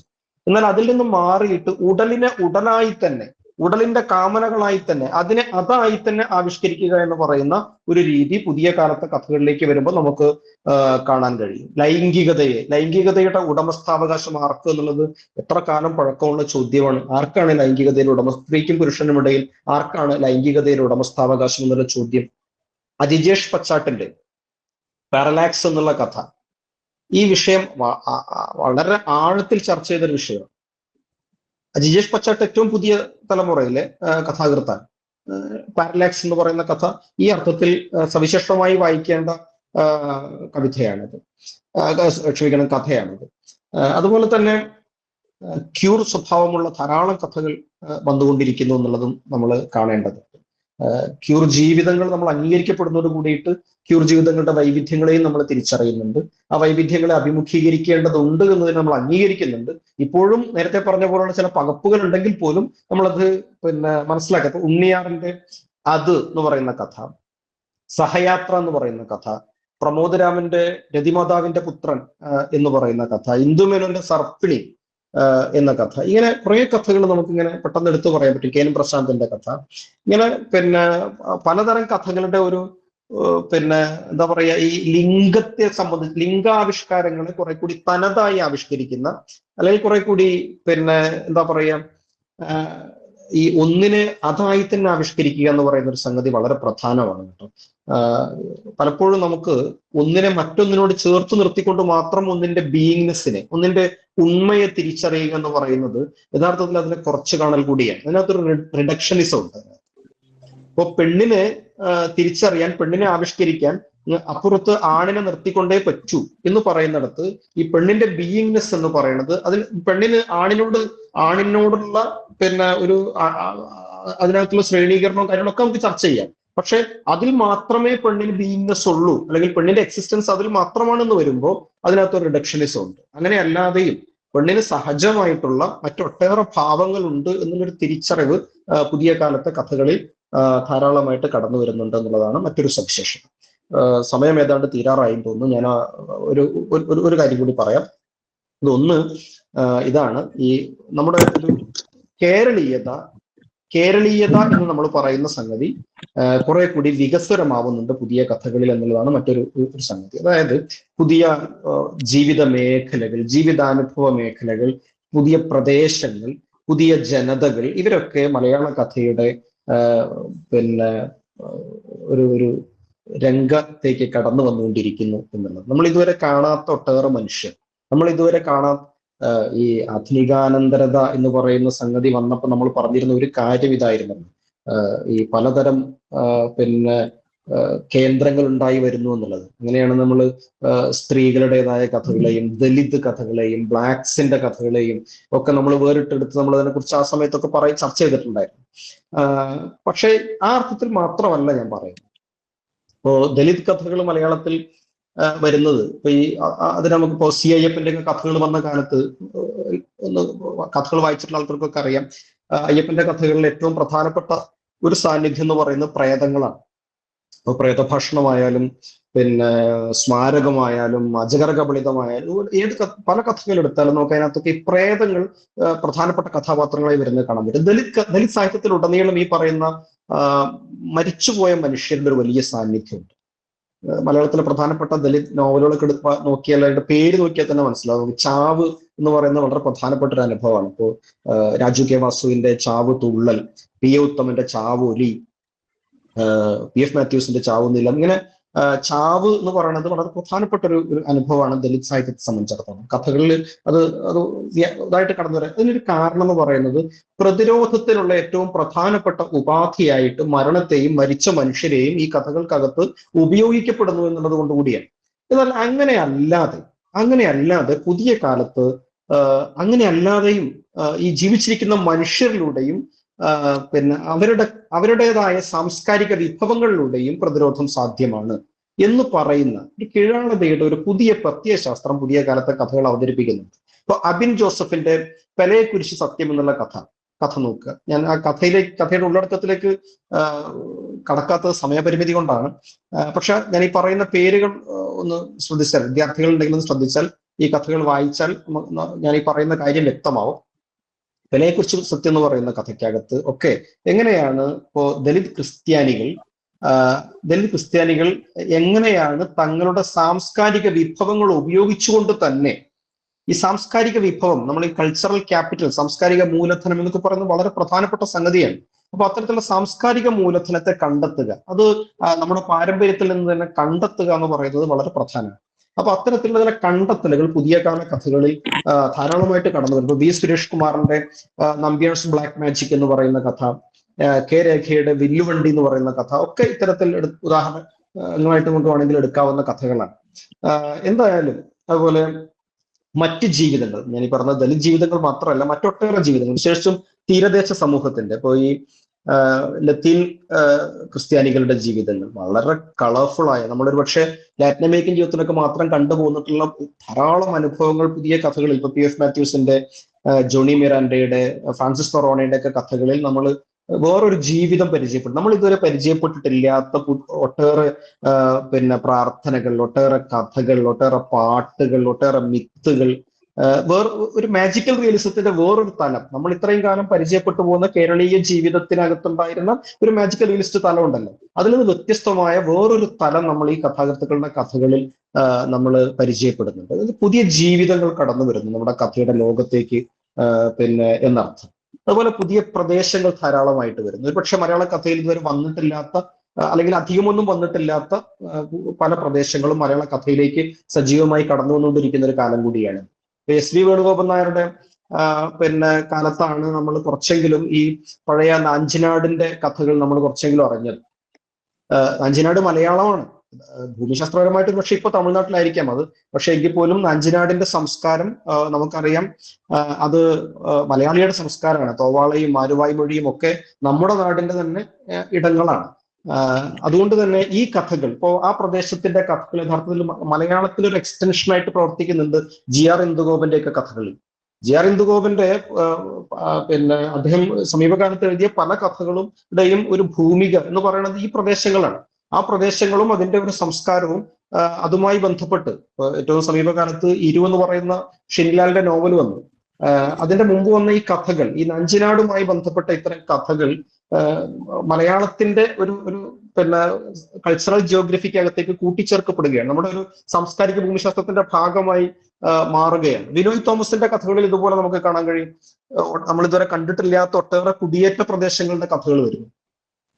പിന്നെ കുടക് എങ്ങനെയാണ് കേരളത്തിന്റെ ഭാഗമായി തീരുന്നത് എന്നുള്ളത് നമ്മൾ അതിനകത്ത് കാണും. കുടക് കർണാടകയിലായിരിക്കാം, പക്ഷെ കുടക് കേരളത്തിന്റെ എക്സ്റ്റൻഷനായി മാറുന്നത് എങ്ങനെയാണെന്നുള്ളത് വിനോയ് തോമസിന്റെ പല കഥകളിലും കാണും. അതുപോലെ കുറ്റവാളികളുടെ കുറ്റവാളികൾ കുടിയേറി പാർക്കുന്ന ഒരുപാട് ഇടങ്ങളുണ്ട്. കുടിയേറ്റം എന്ന് പറയുമ്പോൾ നമ്മൾ എപ്പോഴും കർഷകരുടെ കുടിയേറ്റങ്ങളെ കുറിച്ച് സംസാരിക്കാറുണ്ട്. എന്നാൽ അങ്ങനെയല്ലാണ്ട് കുറ്റവാളികൾ കുടിയേറി പാർക്കുന്ന ഇടങ്ങളുണ്ട്. പല കുറ്റങ്ങൾ ചെയ്ത മനുഷ്യർ, സമൂഹത്തിൽ നിന്ന് ഭ്രഷ്ടരായ മനുഷ്യർ, നാട്ടിൽ നിന്ന് പുറത്താക്കപ്പെട്ട മനുഷ്യർ, അവര് ചില പ്രത്യേക പ്രദേശങ്ങളിൽ ചെന്ന് താമസിക്കുന്നു. ഇപ്പോ പിന്നെ കളികമിനാറിലെ കുറ്റവാളികൾ എന്ന് പറയുന്ന വിനോയ് തോമസിന്റെ കഥ, ആ കഥ ഇത്തരമൊരു പ്രദേശത്തിന്റെ കഥയാണ്. അപ്പൊ ഞാൻ പറഞ്ഞു വന്നത്, നമ്മൾ ഇത്രയും കാലം പരിചയപ്പെട്ടു പോകുന്നതിൽ നിന്ന് വ്യത്യസ്തമായ ഒട്ടേറെ പ്രദേശങ്ങളെയും ഒട്ടേറെ ജനതകളെയും ഒട്ടേറെ അനുഭവ മണ്ഡലങ്ങളെയും മലയാള കഥയുടെ പുതിയ ലോകത്തേക്ക് കൊണ്ടുവരുന്നുണ്ട്. പുതിയ കഥകൾ നമ്മുടെ കൾച്ചറൽ ജിയോഗ്രഫി കൂടുതൽ വികസിതമായിക്കൊണ്ടിരിക്കുകയാണ് എന്നാണ് പറഞ്ഞത്.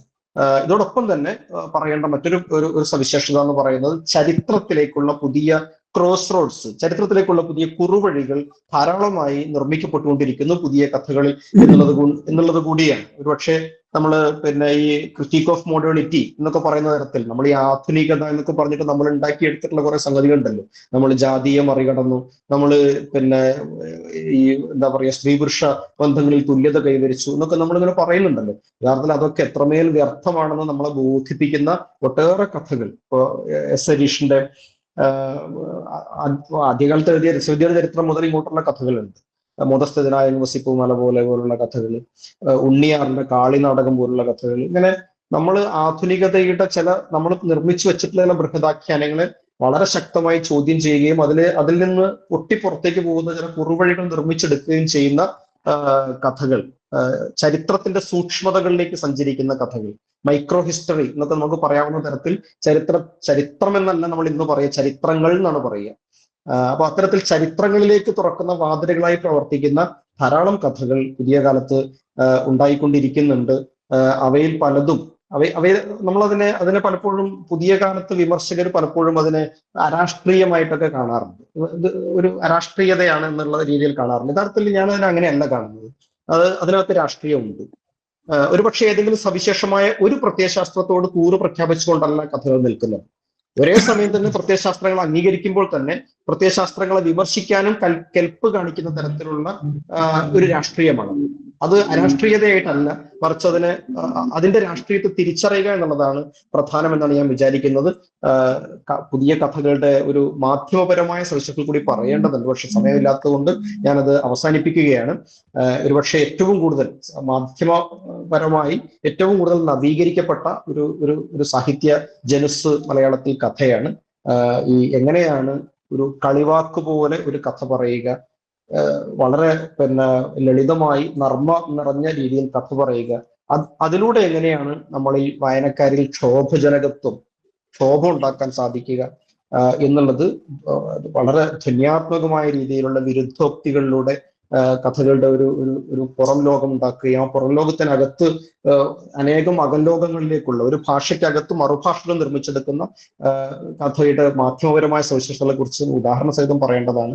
പരിമിതമായ സമയത്തിനകത്ത് ഒരുപക്ഷെ ചർച്ചയിൽ നമുക്ക് നമ്മുടെ കഥാകൃത്തുക്കൾ തന്നെ അത്തരം വിഷയങ്ങളിലേക്ക് ഒരുപക്ഷെ കടന്നേക്കും. ഞാൻ അവസാനിപ്പിക്കുകയാണ്. ഈ ഇത്രയും സമയം എന്നെ കേട്ടിരുന്ന എല്ലാവർക്കും ഉള്ള നന്ദി അറിയിക്കുന്നു. അതോടൊപ്പം ഒരിക്കൽ കൂടി ഉണ്ണികൃഷ്ണൻ മാഷോടുള്ള ആദരം പ്രകടിപ്പിക്കുന്നു. വളരെ സന്തോഷം നാസർ മാഷെ. തീർച്ചയായിട്ടും ആ വിഷയത്തോട് വളരെ നീതി പുലർത്തിക്കൊണ്ട് ഈ കുറഞ്ഞ സമയത്തിനുള്ളിൽ ഉദാഹരണങ്ങളിലൂടെ പറഞ്ഞതിന് പ്രത്യേകം നന്ദിയുണ്ട്. നമുക്കറിയാം, ഈ പ്രഭാഷണത്തോട് പ്രതികരിച്ചുകൊണ്ട് സംസാരിക്കാൻ നമ്മുടെ ക്ഷണം സ്വീകരിച്ച് മലയാളത്തിലെ പുതിയ കഥയുടെ കുതിപ്പിന് പല നിലകളിൽ കാരണക്കാരായ രണ്ട് കഥാകൃത്തുക്കൾ എത്തിയിട്ടുണ്ട്. അതിൽ ആദ്യമായിട്ട് സംസാരിക്കുന്നത് 15 മിനിറ്റാണ് നമ്മൾ നിശ്ചയിച്ചിട്ടുള്ളത്. പ്രിയപ്പെട്ട വിനു എബ്രഹാമാണ്. അദ്ദേഹം എത്രമാത്രം സർഗാത്മകമായി, സക്രിയമായി, പരീക്ഷണോന്മുഖമായി കഥയുടെ ലോകത്ത് പ്രവർത്തി അദ്ദേഹത്തിന്റെ വിനു എബ്രഹാം. വിനുവേട്ടാ കേൾക്കാമോ? തുടങ്ങാം. കേൾക്കാം. ഓക്കെ. എല്ലാവർക്കും എന്റെ സ്നേഹാഭിവാദ്യങ്ങൾ. ആദ്യമേ തന്നെ നമ്മുടെ ശ്രേഷ്ഠ ഗുരുവര്യനായ ഡോക്ടർ എം ഉണ്ണികൃഷ്ണൻ സാറിന് എല്ലാ ഭാവുകങ്ങളും ആശംസിക്കുകയാണ്. അദ്ദേഹം വിരമിക്കുന്ന ഈ വേളയിൽ അദ്ദേഹത്തിന്റെ ശിഷ്യഗണങ്ങളും ഗവേഷകരും എല്ലാം ചേർന്ന് സമർപ്പിക്കുന്ന ആദരം വളരെ അർത്ഥവത്താണ്. അപ്പൊ അതിന്റെ ഭാഗമായുള്ള ഈ വെബിനാർ പരമ്പരയിൽ കഥയുടെ വർത്തമാനം എന്ന ഈ സെഷനിൽ പങ്കെടുക്കാൻ കഴിഞ്ഞതിൽ വളരെ സന്തോഷമുണ്ട്. ഞാൻ ഇപ്പൊ ശ്രീ അബ്ദുൽ നാസർ പറഞ്ഞ കാര്യങ്ങൾ കേട്ടുകൊണ്ടിരിക്കുകയായിരുന്നു. കഥാകൃത്തുക്കളായി ഞാനും ലാലുവാണ് ഇവിടെ ഉള്ളത്. അപ്പൊ ലാല് എനിക്ക് തോന്നുന്നു തലമുറ വെച്ച് നോക്കുമ്പോൾ എന്നേക്കാൾ കുറച്ചുകൂടി ശേഷം വന്നയാളാണെന്ന് തോന്നുന്നു ലാല്. എന്റെ ഒരു അനിയൻ എന്ന് പറയാം ലാലിനെ. 20-ാം നൂറ്റാണ്ടിന്റെ ഒടുക്കത്തിൽ മലയാള കഥയിൽ എത്തിയ ഒരു തലമുറയിൽ പെടുന്ന ആളാണ് ഞാൻ. അതായത് സുഭാഷ് ചന്ദ്രനും സന്തോഷ് ഏറ്റിക്കാരനും സന്തോഷ് കുമാറും ഒക്കെ ഉൾപ്പെടുന്ന ആ ഒരു തലമുറ, ആ തലമുറയിൽപ്പെടുന്ന ബിന്ദുവോഹനും ഒക്കെ ഉൾപ്പെടുന്ന ആ തലമുറയിലാണ് ഞാനും കടന്നു വരുന്നത്. അത് മുമ്പേ പറഞ്ഞതുപോലെ ഈ 90-കളിൽ ആഗോളവൽക്കരണവും അതിനോടൊപ്പം തന്നെ ഒരിക്കലും നമ്മുടെ രാജ്യം കണ്ടിട്ടില്ലാത്ത വിധം ഒരു വർഗീയ മത ധ്രുവീകരണവും, ബാബറി മസ്ജിദിനോട് ശേഷം ഉണ്ടായ ആ മതവർഗീയ ധ്രുവീകരണവും ഒക്കെ ചേർന്നിട്ടുണ്ടായ ഒരു പ്രത്യേക സാമൂഹിക രാഷ്ട്രീയ പരിതോവസ്ഥയിലാണ് ഞങ്ങളുടെ തലമുറ മലയാള കഥയിലേക്ക് കടന്നു വരുന്നത്. അപ്പൊ അത് സ്വാഭാവികമായിട്ട് ഇത്തരത്തിലുള്ള എല്ലാവിധമായ അതുപോലെ തന്നെ ഒരു മാധ്യമ വിസ്ഫോടനവും, അതായത് പുതുകാല മാധ്യമങ്ങൾ, അതായത് ഇന്റർനെറ്റ് എന്ന് പറയുന്നത് വളരെ പ്രധാനപ്പെട്ടതാണ്. അതുവരെ ഉണ്ടായിരുന്ന അച്ചടി മാധ്യമത്തിൽ നിന്നും അല്ലെങ്കിൽ മറ്റു ദൃശ്യമാധ്യമങ്ങളിൽ നിന്ന് വ്യത്യസ്തമായിട്ട് ഇതേപോലെ ഒരു ഡിജിറ്റൽ മാധ്യമ യുഗത്തിലേക്ക് പ്രവേശിക്കുന്ന ഒരവസ്ഥ. അപ്പൊ എല്ലാ തരത്തിലും സമൂഹം പരിവർത്തിതമാകുന്ന ഒരു കാലഘട്ടമുണ്ട്. അത് തീർച്ചയായിട്ടും നമ്മുടെ മലയാളി സമൂഹവും അതിന്റെ എല്ലാ പ്രതിഫലനങ്ങളും അതിൽ നിന്ന് ഈ അവസ്ഥകളിന്റെ ഒക്കെ പ്രതിഫലങ്ങൾ മലയാളി സമൂഹത്തിൽ നിന്നും ഉണ്ടായിരുന്നു. അപ്പൊ ആ അവസ്ഥയിൽ ഞങ്ങള് കഥകളുമായിട്ട് മലയാള ഇന്ത്യയിലേക്ക് കടന്നു വരുന്നത് തീർച്ചയായിട്ടും അതിന്റെ പ്രതിഫലനങ്ങൾ ഞങ്ങളുടെയൊക്കെ കഥകളിൽ ഇതിനോടൊക്കെയുള്ള പല രീതികളിലുള്ള പ്രതികരണങ്ങൾ ഞങ്ങളുടെയൊക്കെ കഥകളിൽ ഉണ്ടായിട്ടുണ്ട്. അപ്പൊ എനിക്ക് എന്റെ അനുഭവം വെച്ച് പറയുകയാണെങ്കിൽ തീർച്ചയായിട്ടും അതിൽ നിന്ന് മാറി നിൽക്കാൻ യാതൊരു തരത്തിലും സാധ്യമല്ലായിരുന്നു. ഞാൻ ഈ പറഞ്ഞ രീതിയിലുള്ള അതിബൃഹത്തായിട്ടുള്ള സാമൂഹിക രാഷ്ട്രീയ പരിവർത്തനങ്ങൾ, മാധ്യമങ്ങൾ ഉൾപ്പെടെയുള്ള പരിവർത്തനങ്ങള് അല്ലെങ്കിൽ വിസ്ഫോടനങ്ങള്, അതിനോടൊക്കെയുള്ള പലതരത്തിലുള്ള ഞങ്ങളുടെ ആശങ്കകളും ഒക്കെ പങ്കുവെക്കുന്നതാണ് ആ കഥകളിലേക്ക് ഞങ്ങൾ കടന്നു വരുന്നത്. അപ്പോ അതില് ഞങ്ങൾ കൃത്യമായിട്ട് ഏതെങ്കിലും ഒരു രാഷ്ട്രീയ പ്രത്യയശാസ്ത്രത്തെ കൃത്യമായി പിൻപറ്റിക്കൊണ്ടല്ല. ഒരുപക്ഷെ അതിന് മുൻ കാലഘട്ടങ്ങളിലൊക്കെ ചില രാഷ്ട്രീയ കഥകളെന്നൊക്കെ പറയുന്നത് കൃത്യമായിട്ട് ഇപ്പൊ UP ജയരാജന്റെയും M സുകുമാരന്റെയും ഒക്കെ കഥകൾ, അല്ലെങ്കിൽ PK നാണുവിന്റെയും ഒക്കെ രാഷ്ട്രീയ കഥകള്, അത് നമ്മൾക്ക് കൃത്യമായിട്ട് അറിയാം. അതിനകത്ത് ഒരു ഇടതുപക്ഷ അല്ലെങ്കിൽ ഇടതുപക്ഷ തീവ്രവാദ ഭാവുകത്വം ഒക്കെ അതിൽ കടന്നു വന്നത്. അപ്പൊ അതിന്റെ അത്തരം ഭാവുകത്വങ്ങൾ പിൻപറ്റിക്കൊണ്ടുള്ള കഥകളാണ് അതിൽ പലതുണ്ട്. പക്ഷെ എനിക്ക് തോന്നുന്നത് ഞങ്ങളുടെ തലമുറയിൽ അങ്ങനെയൊന്നുമില്ല. കാരണം പലതരത്തിലുള്ള പ്രത്യയശാസ്ത്രങ്ങളും അതിന്റെ പ്രായോഗിക തലത്തിൽ പരാജയപ്പെട്ടിട്ടുണ്ട്. ഞാൻ ഈ പറഞ്ഞതിനോടൊപ്പം തന്നെ ഈ മാറ്റങ്ങൾക്കൊപ്പം തന്നെ പ്രധാനമാണ് ആഗോളതലത്തിൽ കമ്മ്യൂണിസ്റ്റ് പ്രത്യയശാസ്ത്രം അതിന്റെ പ്രായോഗിക തലത്തിൽ, ഭരണകൂടങ്ങളുടെ പ്രായോഗിക തലത്തിൽ നേരിട്ട പരാജയം. അപ്പൊ അതും അതിശക്തമായിട്ട് സ്വാധീനിക്കുന്നു. ഈ ഒരു അതുവരെ വിശ്വസിച്ചിരുന്ന വലിയൊരു പ്രത്യയശാസ്ത്രം അതിന്റെ പ്രായോഗിക തലങ്ങൾ, അതിന്റെ അപജയങ്ങൾ, അത് നടപ്പിലാക്കിയ വിധങ്ങളിൽ അത് പരാജയപ്പെട്ടു കഴിഞ്ഞാൽ ഉണ്ടായ പ്രത്യാഘാതങ്ങൾ. അപ്പൊ ഇതെല്ലാം പലതരത്തിൽ ഞങ്ങൾ ഈ ഏതെങ്കിലും ഒരു രാഷ്ട്രീയ പാർട്ടിയുടെയോ രാഷ്ട്രീയ പ്രത്യയശാസ്ത്രത്തെയോ പിൻപറ്റാതെ ഓരോരുത്തരും അവരവരുടേതായ ഒരു കാഴ്ചപ്പാടുകളിലൂടെ മുന്നേറുകയായിരുന്നു എന്ന് വേണം പറയാം. എന്നെ സംബന്ധിച്ച് ഒരു കഥാകൃത്ത് എന്ന നിലയിൽ എനിക്ക് എന്റെ ഒരു എപ്പോഴും ഉള്ള ഒരു നിലപാട്, ഞാൻ ഒരിക്കലും ഏതെങ്കിലും ഒരു കൂട്ടത്തെ പിൻപറ്റിയിട്ടല്ല നിലകൊണ്ടിട്ടുള്ളത്. അത് അന്ന് മുതൽ ഇന്ന് വരെ അങ്ങനെയാണ്. അതായത് എന്റെ വിശ്വാസം എന്ന് പറയുന്നത് ഞാൻ ആർജിച്ചെടുത്ത എന്റെ ചില ബോധ്യങ്ങളാണ്. അത് ഇപ്പോൾ മലയാള കഥയിൽ കയ്യടി നേടിക്കൊണ്ടിരിക്കുന്നത് ഇന്ന ബോധ്യങ്ങളാണ്, അല്ലെ ഇന്നതാണ് മലയാള കഥയിലെ ഫാഷൻ എന്ന് വെച്ചുകൊണ്ട് ഒരിക്കലും ഞാൻ അങ്ങനെ ഫാഷന് പുറകെ പോകുന്ന ഒരു കഥാകൃത്തില്ല. അത് ഇപ്പൊ ശ്രീ അബ്ദുൽ നാസറിവിടെ പറഞ്ഞ പോലെ പല വിഷയങ്ങളും നമ്മുടെ കാലഘട്ടത്തിൽ ഇപ്പോൾ പുതിയ കാലഘട്ടത്തിലൊക്കെ പലതിലും പ്രാമുഖ്യം നേടുന്നുണ്ട്. വളരെ എളുപ്പം കയ്യടി നേടുന്നുണ്ട്. നിരൂപകരിൽ നിന്നും വായനക്കാരിൽ നിന്നും പക്ഷെ കയ്യടി നേടുന്നുണ്ട്. പക്ഷെ അത്തരം കയ്യടി നേടലുകൾ പലപ്പോഴും എനിക്ക് തോന്നിയിട്ടുള്ളത് ഈ പറഞ്ഞത് പലതും തന്നെ ഉപരിപ്ലവമായിട്ടൊക്കെ അനുഭവപ്പെടുന്നതാണ് എന്റെ ഒരു വിലയിരുത്തൽ. അതൊക്കെ ചർച്ച ചെയ്യേണ്ട കാര്യങ്ങളാണ്. പക്ഷെ എന്നെ സംബന്ധിച്ചിടത്തോളം പലതും ഈ കൃത്രിമപരമായ ഒരു ഭാവുകത്വമായിട്ടാണ് പലപ്പോഴും അനുഭവം. കാരണം ഇപ്പോൾ ഇതാണ് ഫാഷൻ, ഇപ്പോൾ മലയാള കഥയിൽ ഫാഷൻ ഇതാണ്. ഇങ്ങനെ പറഞ്ഞു കഴിഞ്ഞാൽ എളുപ്പം അത് കയ്യടി കിട്ടും, അത് നിരൂപകരുടെയും മറ്റു പുസ്തകങ്ങൾ വിൽപ്പനയ്ക്ക് സഹായിക്കും എന്നൊക്കെ രീതിയിലുള്ള പ്രസാധകരുടെയും പത്രാധിപന്മാരുടെയും ഒക്കെ പിന്തുണ കിട്ടും. ഈ രീതിയിൽ അതിനെ ആ ഒരു കൃത്രിമമായ രീതിയിലേക്ക് കൊണ്ടുപോകുന്ന ഒരു അവസ്ഥ. അപ്പോൾ ഞാൻ ഒരിക്കലും അത്തരമുള്ള ഒരു ഫാഷന് പുറകെ പോകുന്ന ഒരു പ്രവണതയില്ല. അത് രാഷ്ട്രീയത്തിലായാലും സാമൂഹ്യപരമായിട്ടുള്ള കഥകളിലാണെങ്കിലും വൈയക്തികമായ തലങ്ങളിലാണെങ്കിലും ഒക്കെ എന്റേതായ ഒരു ബോധ്യത്തെ പിൻപറ്റിക്കൊണ്ടിട്ട് ഞാൻ പലപ്പോഴും മുമ്പോട്ട് പോകും. മാത്രമല്ല സാമൂഹിക രാഷ്ട്രീയ കഥകൾ അത് വളരെ ശക്തമായിട്ടുള്ള പ്രചോദനങ്ങൾ എന്നിൽ പലപ്പോഴും ഉണ്ടാകാറുണ്ട്. അതിന്റെ ഫലമായിട്ടുള്ള കഥകൾ, ധാരാളം കഥകൾ ഉണ്ടായിട്ടുണ്ട്. ഇപ്പോൾ ഏകദേശം 200-ന് മേൽ കഥകൾ ഞാൻ ഇത്രയും ഏകദേശം ഒരു 26-27 വർഷം കൊണ്ട് 200-ന് മേൽ കഥകൾ എന്നിൽ നിന്ന് വന്നിട്ടുണ്ട്. അപ്പൊ ഈ കഥകളിലൊക്കെ തന്നെ സാമൂഹിക രാഷ്ട്രീയ കഥകളൊക്കെ ധാരാളം കഥകൾ, അത്തരത്തിലുള്ള പ്രചോദനങ്ങൾ, തീവ്ര പ്രചോദനങ്ങൾ, അതിന്റെ ഫലമായിട്ടുള്ള കഥകൾ. പക്ഷെ അതോടൊപ്പം തന്നെ എന്നെ സംബന്ധിച്ച് ഈ വൈയക്തികമായിട്ടുള്ള മനുഷ്യ ബന്ധങ്ങളിലെയും മനുഷ്യാവസ്ഥകളിലെയും നിതാന്തമായിട്ടുള്ള അവസ്ഥകൾ, അതിനെ നമ്മൾ അഭിമുഖീകരിക്കാതെ പലപ്പോഴും ഇവിടെ കണ്ടുവരുന്നത് ഇത്തരത്തിലുള്ള ഈ വളരെ വൈയക്തികമായിട്ടുള്ള ബന്ധങ്ങളെയും അല്ലെങ്കിൽ അതിന്റെ അവസ്ഥകളെയും അഭിമുഖീകരിക്കാൻ പുതിയ കാലത്ത് കഥാകൃത്തുക്കൾ മടി കാട്ടുന്നതായിട്ടോ അല്ലെങ്കിൽ പേടിക്കുന്നതായിട്ടോ ഞാൻ കാണുന്നു. അത് ചില പുതിയ കാലത്തെ ചില വളരെ പുതിയ കഥാകൃത്തുക്കൾ സംസാരിക്കുമ്പോൾ തന്നെ അവരുമായിട്ടുള്ള ഇന്ററാക്ഷനുകളിൽ എനിക്ക് അനുഭവപ്പെട്ടിട്ടുണ്ട്. ഇങ്ങനെയൊക്കെ എഴുതാൻ പാടുണ്ടോ? ഈ വൈയക്തികമായിട്ടുള്ള തലങ്ങളിലേക്കുള്ള കഥകൾ എല്ലാം സാമൂഹ്യ രാഷ്ട്രീയ പ്രമേയങ്ങളായിരിക്കും. എല്ലാത്തിനും ഒരു സാമൂഹ്യ രാഷ്ട്രീയ ഫലം വായിച്ചെടുക്കാൻ കഴിയും. അങ്ങനെ ഉണ്ടെങ്കിൽ മാത്രമാണ് അത് അംഗീകരിക്കപ്പെടുക എന്ന ഒരു ദുശാഠ്യം, അതൊരു തരം ഫാഷിസം. ഞാൻ എഴുതി തുടങ്ങിയ കാലം മുതൽ ഞാൻ വിശ്വസിച്ചു വരുന്നത് അത്തരത്തിലുള്ള ഏതെങ്കിലും ഒരു മേൽക്കൈ, ഏതെങ്കിലും ഒരു ഭാവുകത്വത്തിന്റെ മേൽക്കൈക്ക് കഥാകൃത്തുക്കൾ വെളിപ്പെട്ടാൽ അതൊരു പരാജയമാണെന്നാണ് എന്റെ ഒരു വിശ്വാസം. ഏറ്റവും സ്വതന്ത്രമായിട്ട് പ്രമേയങ്ങളുടെയും ആവിഷ്കാരങ്ങളുടെയും വിശാല ഭൂമികളിലേക്ക് കഥാകൃത്തുക്കൾ പോവുകയാണെന്നാണ് ഞാൻ വിശ്വസിക്കുന്നത്. അത് ഈ സൂര്യന് കീഴിലുള്ള അല്ലെങ്കിൽ സൂര്യൻ ഉൾപ്പെടെ എന്തും, പ്രപഞ്ചത്തിലുള്ള എന്തും ഒരു കഥാകൃത്തിന് വിഷയമാകാനുള്ള സ്വാതന്ത്ര്യം ഉണ്ടാകണം. അത് അയാൾക്ക് തോന്നുന്ന രീതിയിൽ അത് ആവിഷ്കരിക്കാനുള്ള സ്വാതന്ത്ര്യം ഉണ്ടായിരിക്കണം. അതിന്റെ ഭാവം, അതിന്റെ ക്രാഫ്റ്റിനെയോ അതൊക്കെ ഇപ്പോൾ ഈ ചില ക്രാഫ്റ്റുകളാണ്, ഇങ്ങനെ ചില ക്രാഫ്റ്റുകളാണ് എന്നതും പറഞ്ഞ് അതിന്റെ പുറകെ പോകാതെ കഥാകൃത്ത് കണ്ടെത്തുന്ന പ്രമേയം എന്താണ്, ആ പ്രമേയത്തിനനുസരണമായ ക്രാഫ്റ്റ് എന്താണ് എന്ന രീതിയിൽ അതിനെ സമീപിക്കുക എന്നുള്ളത് വളരെ പ്രധാനമാണ്.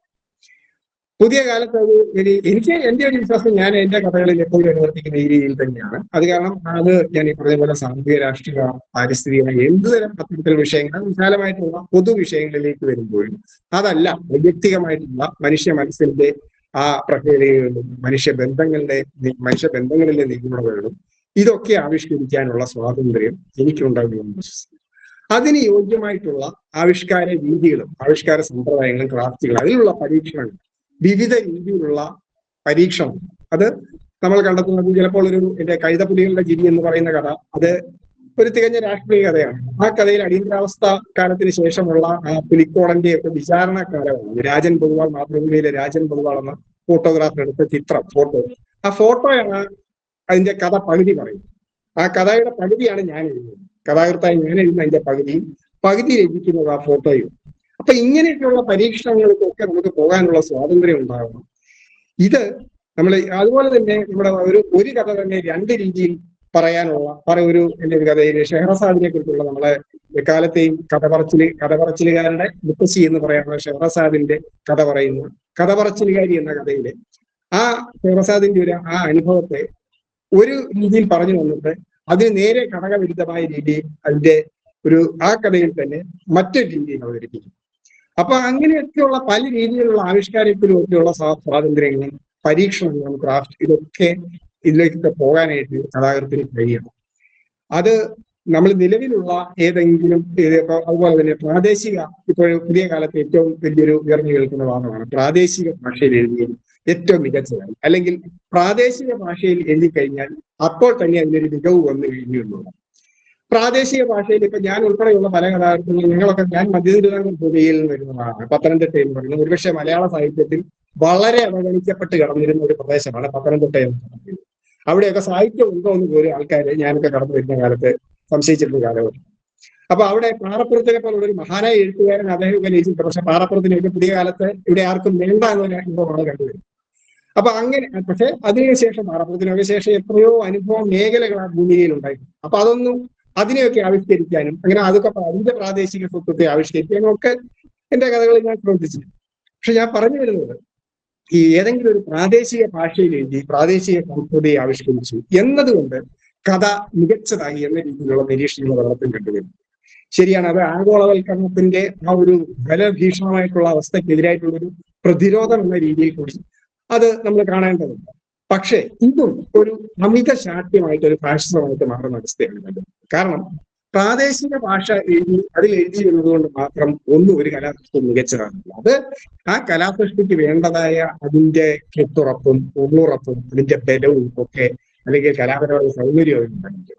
ഇതിപ്പോൾ പലപ്പോഴും ഈ പ്രാദേശിക ഭാഷയിലാണ് കഥ എന്നതുകൊണ്ട് പണ്ട് ഒരു തമാശ പറയായിരുന്നു. അതായത് ഈ കമ്മ്യൂണിസ്റ്റുകാരെ വേട്ടയാടുന്ന കാലത്ത്, അന്ന് സർ CP യുടെ ഒക്കെ കാലത്ത്, പ്രതി അത് കമ്മ്യൂണിസ്റ്റുകാരനാണ്, സർവോപരി തിരുവിതാംകൂറുകാരനാണ് എന്ന് പറയാം. അപ്പൊ പിന്നെ ഏറ്റവും ഇതായി തിരുവിതാംകൂറുകാരനുമായി എന്ന് പറഞ്ഞു കഴിഞ്ഞാൽ പിന്നെ അത് അയാളുടെ ക്രിമിനൽ സ്വഭാവം ഏറ്റവും സ്പഷ്ടമായി എന്നുള്ള ഒരു സംഭവം ഉണ്ടായിരുന്നു. അപ്പൊ ആ രീതിയിൽ ഇവിടെ പ്രാദേശിക ഭാഷയിൽ ഇത് തിരിച്ചിട്ടാണ്, പ്രാദേശിക ഭാഷയിലാണ് കഥ എന്ന് പറഞ്ഞു കഴിഞ്ഞാൽ പിന്നെ ഗംഭീരമായി, കഥ ഗംഭീരമായി എന്ന് പറയുന്ന ഒരു അവസ്ഥ. ഇത് എനിക്ക് തോന്നുന്നത് വളരെ അഭാസ്യമായിട്ടാണ് തോന്നുന്നത്. അത് അങ്ങനെയുള്ള പ്രാദേശിക ഭാഷ അത് ആവശ്യമുള്ളിടത്ത് പ്രയോഗിക്കുക. പ്രാദേശിക കഥാപാത്രങ്ങളുടെ സംഭാഷണങ്ങളിലും ഒക്കെ അത് തീർച്ചയായിട്ടും ഞാൻ ഉൾപ്പെടെയുള്ള കഥാകൃത്തുകൾ ഞാൻ ഇവിടെ പറയുന്നത് മദീർ പത്തനംതിട്ട ഭൂമികയിലെ ആ രീതിയിലുള്ള സംഭാഷണങ്ങൾ പ്രയോഗിക്കും. പക്ഷെ എന്ന് പറഞ്ഞത് കൊണ്ട് മാനക ഭാഷ ഉപയോഗിച്ച് കഴിഞ്ഞാൽ അത് തെറ്റാണ് എന്നതുപോലെ രീതിയിലുണ്ട്. മാനക ഭാഷയുടെ അത് പ്രയോഗിക്കുന്നത് അത് ആഗോളവൽക്കരണത്തിൽ നമ്മൾ കൂട്ടുനിൽക്കാനാണ്. മലയാളത്തിന്റെ മാനക ഭാഷ മഹാപരാധമാണ്.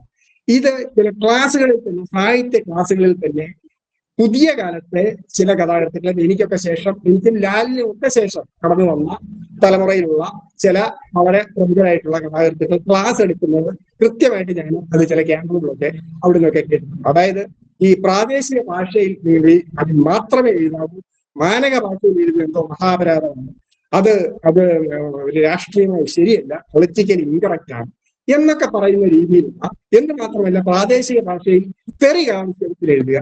ഇത് നിങ്ങളുടെ ആവശ്യം, കാരണം തെറി ഒരു സ്വത്വബോധമാണ്, സ്വത്വ സംസ്കാരത്തിനെ ആവിഷ്കരിക്കുന്നതാണ്. അപ്പൊ തെറിയിലൂടെ നിങ്ങൾ പ്രാദേശികമായ തെറി കഴിയുന്നത്ര നിങ്ങളുടെ കൃതികളിൽ പ്രതിഫലിപ്പിക്കുക. ഇതൊക്കെ ഞാൻ പറയുന്നത് കൃത്രിമമായിട്ടുള്ള ശ്രീ അബ്ദുൽ നാസർ മുമ്പേ പറഞ്ഞ ആ ചില നിരീക്ഷണങ്ങളോട് അതിന്റെ ഒരു മറുവാദം എന്ന രീതിയിൽ തന്നെയാണ് ഞാൻ പറയുന്നത്. നമ്മൾ പലപ്പോഴും ഇത് വല്ലാത്ത ഒരു ചാട്യവും ഫാഷിസവുമായിട്ട് അല്ലെങ്കിൽ കപട ഭാവുകത്വമായിട്ട് ഇത് മാറുന്നു. ഇത്തരം കപട ഭാവുകത്വം എന്ന് പറയുന്നത് എന്നെ സംബന്ധിച്ച് ഒരു വ്യക്തി എന്ന നിലയിലും കഥാകൃത്ത് എന്ന നിലയിലും ഒരു തരത്തിലും വെച്ച് ഉറപ്പിക്കാൻ പറ്റുന്ന ഒരു കാര്യം. ഞാനൊരു ആസ്വാദകൻ എന്ന രീതിയിൽ, വായനക്കാരൻ എന്ന രീതിയിൽ, കാരണം ഒരു 100 പൂക്കൾ വിരിയട്ടെ എന്ന് പണ്ട് മാവ പറഞ്ഞതുപോലെ പലതരത്തിലുള്ള ആവിഷ്കാരങ്ങൾ ഉണ്ടാവട്ടെ, പലതരത്തിലുള്ള ഭാഷകളിൽ കടന്നു വരട്ടെ, മാനക ഭാഷ അതിന്റെ ശക്തമായ മാനക ഭാഷയുടെ സൗന്ദര്യം അതിൽ കടന്നു വരട്ടെ. അങ്ങനെയുള്ള അതിന്റെ എത്രയോ ഗംഭീരമായ സൃഷ്ടികൾ നമ്മുടെ കാലത്ത് ഉണ്ടായിട്ടുണ്ട്, ഇനിയും ഉണ്ടായിക്കൊണ്ടിരിക്കുന്നു. പ്രാദേശിക ഭാഷയിലും ഒപ്പം പ്രാദേശിക ഭാഷയിലും അത് മികച്ച പല രീതികളിലുള്ള, ഞാനും ഒരു പ്രാദേശിക ഭാഗത്ത് നിന്നെയാണ് കടന്നു വരുന്നത്. അപ്പൊ അതിൻ്റെതായ ഭാഷ ഞാനും ആവിഷ്കരിക്കുന്നു. പക്ഷെ അത് മാത്രമാണ്, അത് അങ്ങനെയുള്ളത് മാത്രമാണ് ഗംഭീരം എന്ന് പറയുന്ന ഒരു അവസ്ഥയിൽ മാനക ഭാഷയിലുള്ളവര് എഴുതപ്പെടുന്ന കൃതി ഒരു പടി താഴെയാണ് എന്നൊക്കെ പറയുന്ന രീതിയിലുള്ള ഭാവുകത്വത്തെ വല്ലാതെ അത് അവിശ്വസിക്കുന്നു. അപ്പൊ പുതിയ കാലത്ത് ഞാൻ പറയുമ്പോ എന്റെ അനുഭവം ഒരു കഥാകൃത്ത് എന്ന രീതിയിലുള്ള, ഞാൻ പറഞ്ഞ കഥയിൽ ഉറച്ചു നിൽക്കുന്ന കഥ മാത്രമായിട്ട് ജീവിതം, എന്റെ ജീവിതം എന്ന് പറഞ്ഞ സാഹിത്യം മാത്രമാണ്, എനിക്ക് മറ്റു ജീവിതമൊന്നുമില്ല. അപ്പൊ ജീവിതം അത് മാത്രമായിട്ട് നിൽക്കുന്ന ഒരാളെന്ന രീതിയിൽ ഇതെന്റെ രക്തവും വിയർപ്പവും സാഹിത്യവും കഥയും ഒക്കെ പറഞ്ഞു. അപ്പൊ ആ രീതിയിൽ എനിക്ക് കഥയും ജീവിതവും ഒന്നും മറ്റൊന്നല്ല, അത് ഒരു വ്യക്തി എന്ന രീതിയിൽ എങ്ങനെ ഞാൻ ഈ സ്വാതന്ത്ര്യത്തെ ഇഷ്ടപ്പെടുന്നതോ, എങ്ങനെ വിശാലമായിട്ടുള്ള പല മേച്ചിൽപ്പുറങ്ങളിലൂടെ കടന്നു പോകാൻ ഇഷ്ടപ്പെടുന്നു, അതേപോലെ തന്നെ കഥയിലും എന്റെ കഥകളിലും ഞാൻ ആ രീതിയിൽ തന്നെ വിവിധ പ്രമേയങ്ങൾ, പുതിയ കാലത്തിൻ്റെതായ അനുഭവങ്ങൾ, അതിനെയെല്ലാം സ്വാഗതം ചെയ്യുന്നു. അതിന്റെ പലതരത്തിലുള്ള, അത് നമ്മുടെ വ്യക്തി ജീവിതത്തിലേക്ക് അത് കടന്നു വരുമ്പോൾ ഉണ്ടാകുന്ന പലതരം സംഘർഷങ്ങൾ, വേദനകൾ, ഇതെല്ലാം പ്രതിഫലിപ്പിക്കേണ്ടി. അപ്പോൾ സമൂഹവും രാഷ്ട്രീയവും വ്യക്തിയും എല്ലാം പരസ്പരം ബന്ധപ്പെട്ട് കിടക്കുകയാണ്. അത് ഏതെങ്കിലും ചിലത് മാത്രം, ചില പുതിയ കാലത്തെ ചില പുതിയ പ്രവണതകൾ വരുമ്പോൾ അനുഭവങ്ങൾ, അത് ആവിഷ്കരിക്കുമ്പോഴാണ് കൂടുതൽ അത് പൊളിറ്റിക്കലി അല്ലെങ്കിൽ രാഷ്ട്രീയമായി ശരിയാകുന്നത് എന്നൊക്കെ പറയുന്നത് അതിനോട് എനിക്ക് ഒട്ടും യോജിപ്പില്ല. എല്ലാ തരത്തിലും അത് ഒരു നമ്മളെ ലിംഗപരമായിട്ട് പറയുകയാണെങ്കിൽ ആണും പെണ്ണും ട്രാൻസ്ജെൻഡറുകളും എല്ലാ തരത്തിലുള്ളവരുടെ ജീവിതങ്ങൾ കടന്നു വരട്ടെ, അതിനൊന്നും യാതൊരു തർക്കവുമില്ല. പക്ഷേ സാമ്പ്രദായികമായിട്ടുള്ള അങ്ങനെയുള്ള മനുഷ്യബന്ധങ്ങളിലും ധാരാളം പുതിയ കാലത്തിൻ്റെതായ ധാരാളം സംഘർഷങ്ങൾ, വ്യക്തി ജീവിതങ്ങളിലൊക്കെ ഉണ്ടാകുന്ന, കുടുംബ ബന്ധങ്ങളിലൊക്കെ ഉണ്ടാകുന്ന സംഘർഷങ്ങൾ, അത് ട്രാൻസ്ജെൻഡർ ഒന്നുമല്ല, ഞാൻ പറയുന്ന ആണും പെണ്ണും തമ്മിലുള്ള ബന്ധങ്ങളിൽ തന്നെ അതിവിചിത്രമായിട്ടുള്ള പുതിയ കാലത്തിൽ സംഭവിക്കുന്നു. ഈ ന്യൂജൻ എന്ന് മാധ്യമങ്ങൾ ഓണപ്പേരിട്ട് വിളിക്കുന്ന തലമുറയിലുള്ള ആ കുട്ടികളുടെ കഥ, ഇപ്പൊ ഏറ്റവും കൂടുതൽ ഞാൻ ഈ അനുഗ്രഹം എന്നൊരു കഥയിൽ അവരുടെ ഏതാണ്ട് അതേ ഭാഷയിൽ തന്നെ പുതിയ കാലത്തെ ന്യൂജൻ എന്ന് പറയുന്ന വളരെ നഗരവൽകൃതമായിട്ടുള്ള ഒരു ആണിന്റെയും പെൺകുട്ടിയുടെയും പെൺകുട്ടിയുടെയും കഥയാണ്. അപ്പൊ ആ കഥയിലൊക്കെ ആ ഭാഷ തന്നെ, അവന്റെ ഭാഷ തന്നെ, ആ ഒരു 18ഉം 19ഉം വയസ്സുള്ള കുട്ടികൾ അവരുടെ ഭാഷയും അവരുടെ ഒരു കൾട്ടും ഒക്കെയാണ് അതിൽ ഉപയോഗിച്ചത്. അപ്പൊ അവരുടേതായ വളരെ വിചിത്രമായ അനുഭവം പുതിയ കാലത്ത് ഉണ്ടായിക്കൊണ്ടിരിക്കുന്നു. ആണും പെണ്ണും തമ്മിലുള്ള ബന്ധത്തിൽ അവരുടെ കാലത്തിൽ മുൻകാലങ്ങളിൽ വ്യത്യസ്തമായിട്ടുള്ള അനുഭവം ആ കഥയിൽ, ഞാനതിലേക്ക് കഥയുടെ വിശദാംശങ്ങളിലേക്ക് കിടക്കുന്നു. പക്ഷെ പറഞ്ഞു വരുന്നത്, ഈ രീതിയിൽ നമ്മളെ എല്ലാത്തിനെയും തുറന്ന മനസ്സോടെ സ്വീകരിച്ചാൽ മാത്രമേ ഞാൻ വിശ്വസിക്കുന്നു ഒരു കഥാകൃത്ത് എന്ന രീതിയിൽ ഒരു കഥാകൃത്തിന്റെ തത്വം അല്ലെങ്കിൽ സത്യസന്ധത എന്ന് പറയുന്നത് വെളിപ്പെടുന്നത് എന്ന് ഞാൻ വിശ്വസിക്കുന്നു. സമയം 15 മിനിറ്റ് എന്നുള്ളത് ഏതാണ്ട് തീരാനായിരിക്കുന്നു തോന്നുന്നു. എന്തായാലും എനിക്ക് വളരെ സന്തോഷമുണ്ട് ഈ ഒരു ഇങ്ങനെ ഒരു ചർച്ചയിലേക്ക്. അതിൽ വളരെ സജീവമായിട്ടുള്ള ധാരാളം വിഷയങ്ങൾ ശ്രീ അബ്ദുൽ നാസർ അദ്ദേഹം പരിമിതമായ സമയം 1.5 മണിക്കൂർ കൊണ്ട് മലയാള കവിതയുടെ പല പ്രവണതകളെ അദ്ദേഹം സ്പർശിച്ചു. അത് വളരെ ആഴത്തിൽ ചർച്ച ചെയ്യേണ്ട പല വിഷയങ്ങളുണ്ട്. അതിനോടൊക്കെ എന്റേതായ രീതിയിൽ ചുരുങ്ങിയ സമയം കൊണ്ട് അല്പം സ്പർശിച്ചു എന്ന് മാത്രം. ഇതൊക്കെ പിന്നീട് നമ്മള് നല്ല ചർച്ചകൾ ഉണ്ടാവാൻ സാധ്യതയുള്ള ഇതൊക്കെ ചർച്ചകൾ ഉണ്ടാകാൻ ഭാഗമാകാൻ കഴിയട്ടെ എന്ന് ഞാൻ ഉദ്ദേശിക്കുന്നു. ഒപ്പം എന്റെ സുഹൃത്തായ ലാലിവിടെയുണ്ട്. അദ്ദേഹത്തിന്റെ സമയത്തിലേക്ക് ഞാൻ അദ്ദേഹത്തിനെ ക്ഷണിക്കുകയാണ്. ഒരിക്കൽ കൂടി എല്ലാവർക്കും എന്റെ സ്നേഹം. വളരെ സന്തോഷം. വളരെ ശക്തമായ അഭിപ്രായങ്ങൾ, എതിർവാദങ്ങൾ, പൊതുധാരയിൽ നിന്ന് വ്യത്യസ്തമായ നിലപാടുകളൊക്കെ വിനു എബ്രഹാം സാറ് ഇവിടെ സൂചിപ്പിച്ചു കഴിഞ്ഞു. അദ്ദേഹം പറഞ്ഞ കാര്യങ്ങൾ തീർച്ചയായിട്ടും ആലോചനാ വിധേയമാകേണ്ടത് തന്നെയാണ്. എനിക്ക് പലപ്പോഴും തോന്നിയിട്ടുള്ളത്, വിനു എബ്രഹാമിന്റെ കഥകൾ വായിക്കുമ്പോഴും ഈ പറയുന്ന പോലെ ഒരു സത്യസന്ധത ആ കഥകൾക്ക്, കഥയുള്ള കഥകളാണ്. അതാണ് ശ്രദ്ധിക്കേണ്ട ഒരു കാര്യം. നമ്മളെല്ലാവരും അത്തരം കഥകളും കൂടെ വായിക്കണം. ചില കടൽ മത്സ്യങ്ങളെ പോലെയാണ്, പുറമേന്ന് എണ്ണ ഒഴിക്കാതെ അതിന്റെ അകത്തു നിന്ന് തന്നെ ഉള്ള എണ്ണ ഉപയോഗിച്ച് അതിനെ പാകം ചെയ്യാൻ പറ്റുക എന്നുള്ളൊരു സങ്കല്പം ഉണ്ടല്ലോ. അതുപോലെയാണ് വിനുവേട്ടന്റെ കഥകൾ വായിക്കുമ്പോൾ പലപ്പോഴും അതിന്റെ അകത്തുനിന്ന് തന്നെ അതിനെ വിശകലനം ചെയ്യാനുള്ള ഉപാധികളും സങ്കേതങ്ങളും ഒക്കെ നമുക്ക് ലഭിക്കും. അത് അതിന്റെ സത്യസന്ധത കൊണ്ടാണ്. തീർച്ചയായിട്ടും ഈ നിരീക്ഷണങ്ങൾ കൂടുതൽ ചർച്ചയ്ക്ക് വിധേയമാവട്ടെ എന്ന് പ്രാർത്ഥിക്കുന്നു. അടുത്തതായിട്ട് പ്രിയ കഥാകൃത്ത് SR ലാൽ സാറാണ് സംസാരിക്കുന്നത്. നമുക്കറിയാം, മലയാളത്തിലെ പുതിയ കഥാകൃത്തുക്കളുടെ നിരയിൽ ഏറ്റവും പുതിയത് എന്ന് പറഞ്ഞുകൂടാ, പക്ഷെ അദ്ദേഹം എപ്പോഴും സമകാലികമാവാൻ ശ്രമിക്കുന്ന ആളാണ്, അതിൽ വിജയിക്കുന്ന ആളാണ്. ഗ്രന്ഥാലോകത്തിന്റെ അടക്കം ഉള്ള ചുമതലകളിലൂടെ ഏറ്റവും പുതിയ ഭാവുകത്വത്തെ കൃത്യമായിട്ട് തിരിച്ചറിയുന്ന ആളാണ്. തീർച്ചയായിട്ടും അദ്ദേഹത്തെ വളരെ സന്തോഷത്തോടെ സംസാരിക്കാനായിട്ട് ക്ഷണിക്കുകയാണ്. പ്രിയപ്പെട്ടവരെ, എല്ലാവർക്കും നമസ്കാരം. ഏറ്റവും പ്രിയപ്പെട്ട AM ഉണ്ണികൃഷ്ണൻ സാറിന്റെ റിട്ടയർമെന്റുമായി ബന്ധപ്പെട്ട ഒരു വെബിനാറാണ് നടക്കുന്നത്. ഉണ്ണികൃഷ്ണൻ സാറിനെ എത്രയോ വർഷമായിട്ടുള്ള പരിചയമുള്ള ഒരാളാണ് ഞാൻ. അദ്ദേഹത്തിന്റെ ജില്ലയിലുള്ള ആളാണ്. അത്തരമൊരു പരിപാടിയിലേക്ക് എന്നെ ക്ഷണിച്ച പ്രിയപ്പെട്ട ശ്രീശൈലം ഉണ്ണികൃഷ്ണ മാഷിനോട് സ്നേഹം അറിയിക്കുന്നു. ഈ വെബിനാറില് അതിൻ്റെ വിഷയം അബ്ദുൽ നാസർ മാഷ് ഇവിടെ വളരെ ഭംഗിയായിട്ട് അവതരിപ്പിച്ചു കഴിഞ്ഞു.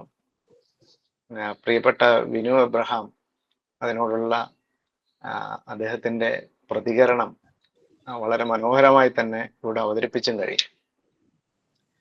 വളരെ കുറച്ച് സമയം കൊണ്ട് ഞാൻ ചില കാര്യങ്ങൾ മാത്രം പറഞ്ഞു പോകാനാണ് ആഗ്രഹിക്കുന്നത്. നമ്മൾ എപ്പോഴും തന്നെ സമയവും കടന്നു പോവുകയാണ്. ഏറ്റവും കുറച്ച് സമയം മാത്രമേ ഞാൻ എടുക്കുകയുള്ളൂ. വിനു എബ്രഹാം പറഞ്ഞ പല കാര്യങ്ങളോടുമുള്ള യോജിപ്പ് രേഖപ്പെടുത്തിക്കൊണ്ട് തന്നെയാണ് ഇതിലേക്ക് കടന്നു വരുന്നത്. നമ്മുടെ ഉണ്ണികൃഷ്ണൻ സാറ് ഇവിടെ നമ്മുടെ ഈ കടലിലെ മത്സ്യങ്ങളെ പറ്റി പറഞ്ഞല്ലോ. അതിൻ്റെ മത്സ്യങ്ങൾ, അതിൽ നിന്ന് തന്നെ അതിനെ പാകം ചെയ്യാനുള്ള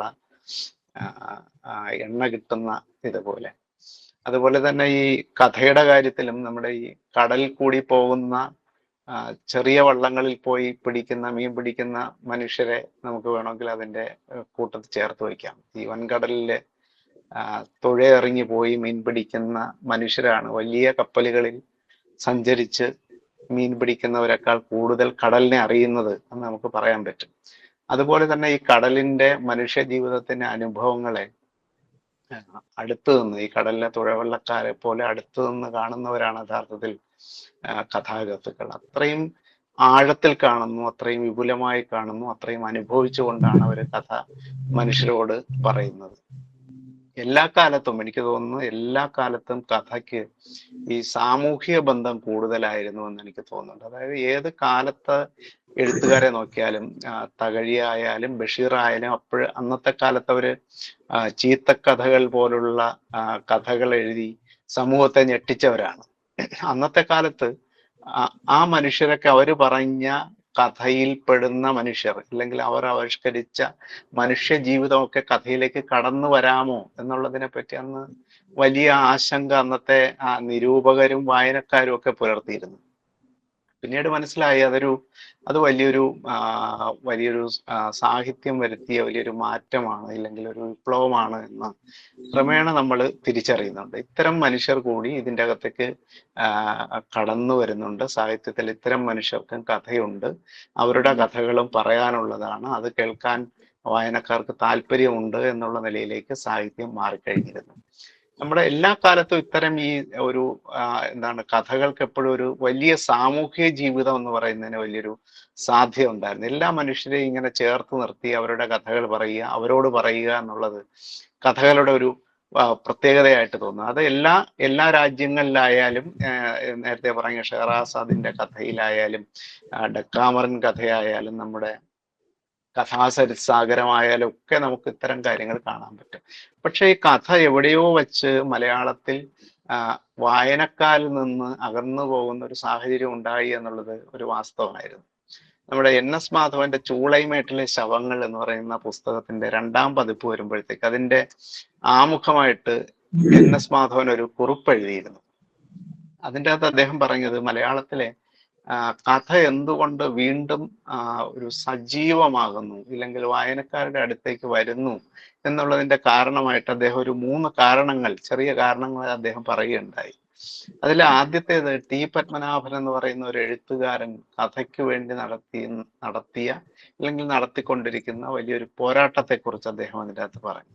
2ാമത്തെ കാര്യമായി അദ്ദേഹം പറഞ്ഞത് കഥയുടെ 100 വർഷം ആഘോഷിച്ചുകൊണ്ട് മലയാളത്തിൽ അതിനെപ്പറ്റി വന്ന ലേഖനങ്ങൾ, ഇല്ലെങ്കിൽ 100 കഥ എന്ന് പറയുന്ന പുസ്തകം, അത് മലയാളത്തിൽ കഥയ്ക്ക് വീണ്ടും ഒരു സജീവത നൽകി എന്ന് അദ്ദേഹം പറയുന്നു.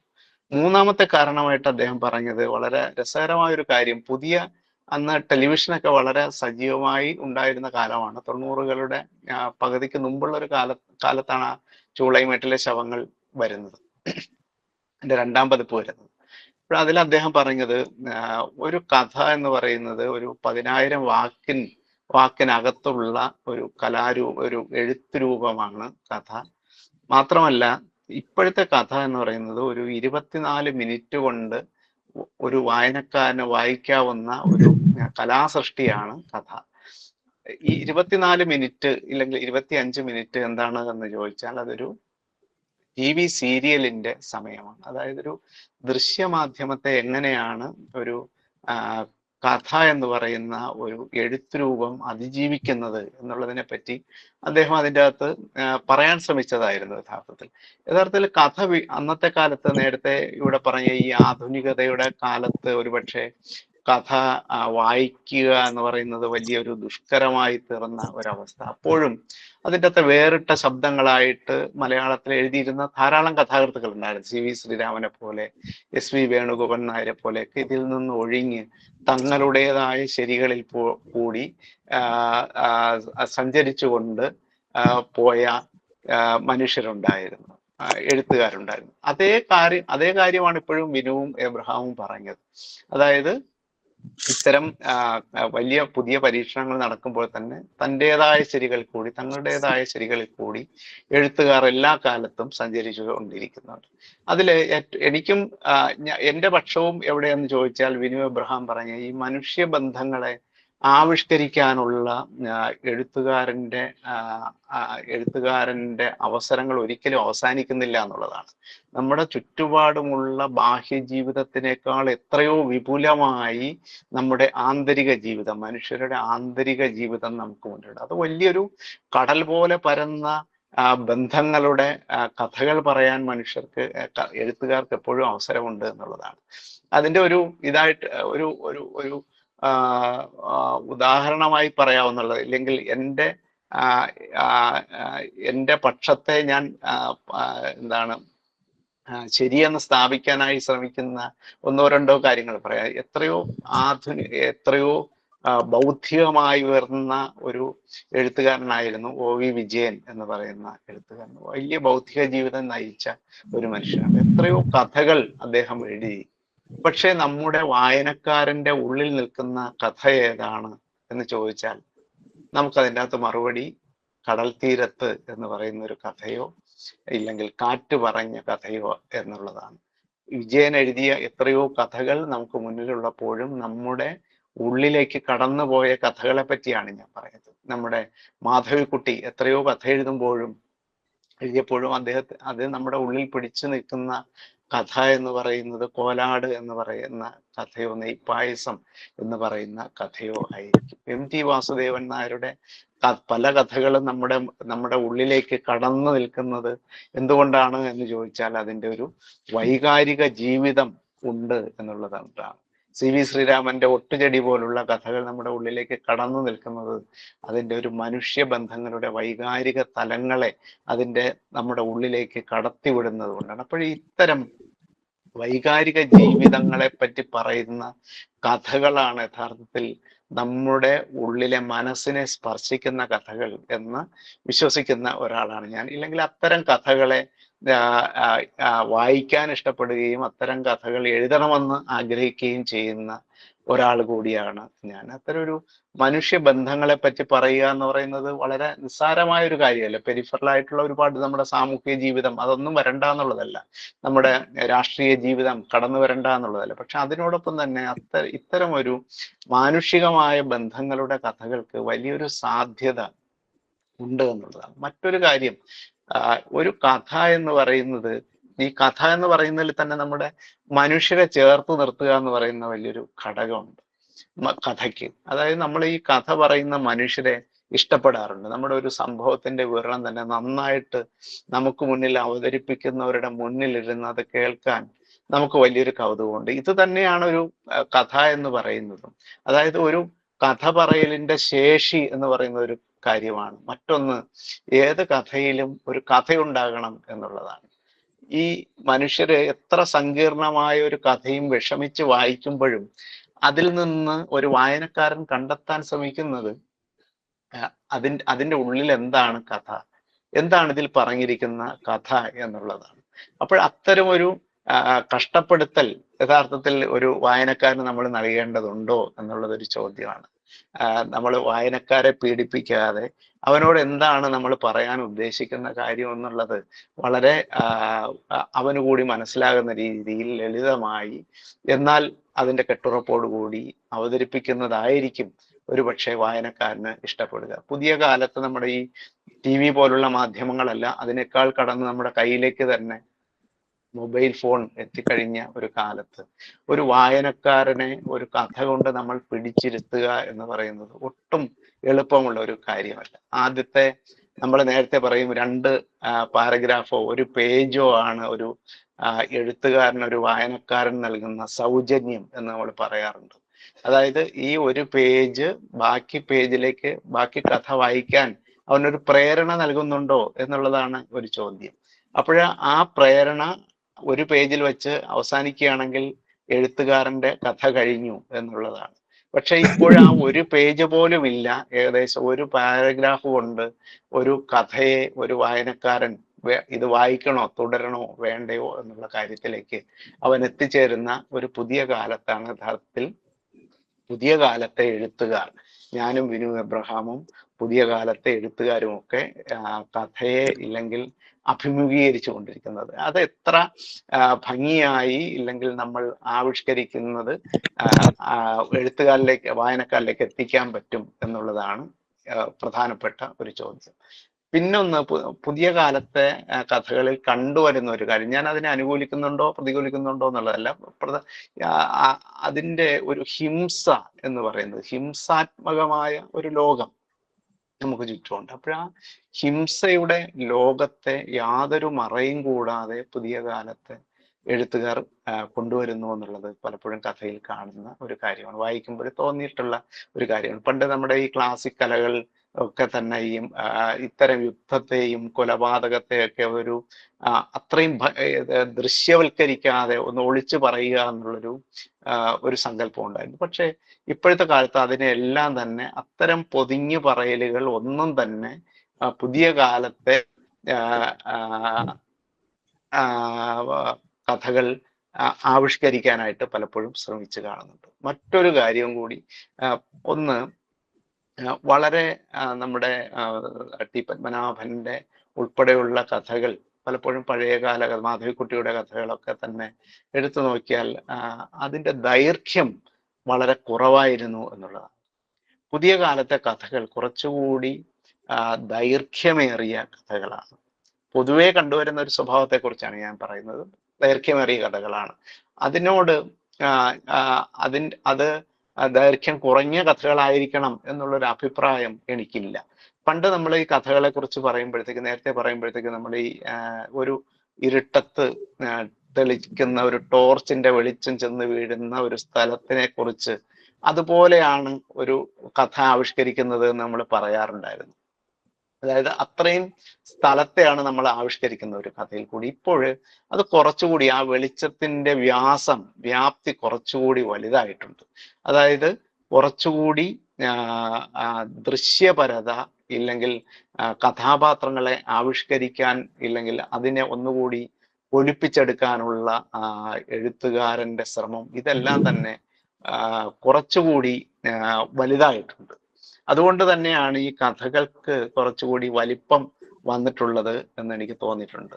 മറ്റൊന്ന്, നേരത്തെ വിനു എബ്രഹാം പറഞ്ഞ പ്രാദേശികമായ ഭാഷ, പ്രാദേശികരായ മനുഷ്യർ, അത് അത്തരം മനുഷ്യർ, ഇത് ഏറ്റവും പുതിയ കഥാകൃത്ത് നമ്മൾ പറയാവുന്നുള്ള മാതൃഭൂമി ആഴ്ചപ്പതിപ്പിലൊക്കെ, കഴിഞ്ഞ വിഷു പതിപ്പിലൊക്കെ കഥ വന്ന ഒരാളുടെ ഒരു കഥ എന്ന് പറയുന്നത് ഡി ശ്രീശാന്ത് എന്ന് പറയുന്ന ആൾ, പ്രവിശ്യ യുദ്ധം എന്ന് പറയുന്ന ഒരു കഥ, 2ാം സ്ഥാനം കിട്ടിയ കഥയിൽ പറയുന്നത് ഒരു പാമ്പ് പിടുത്തക്കാരന്റെ ഒരു കഥയാണ്.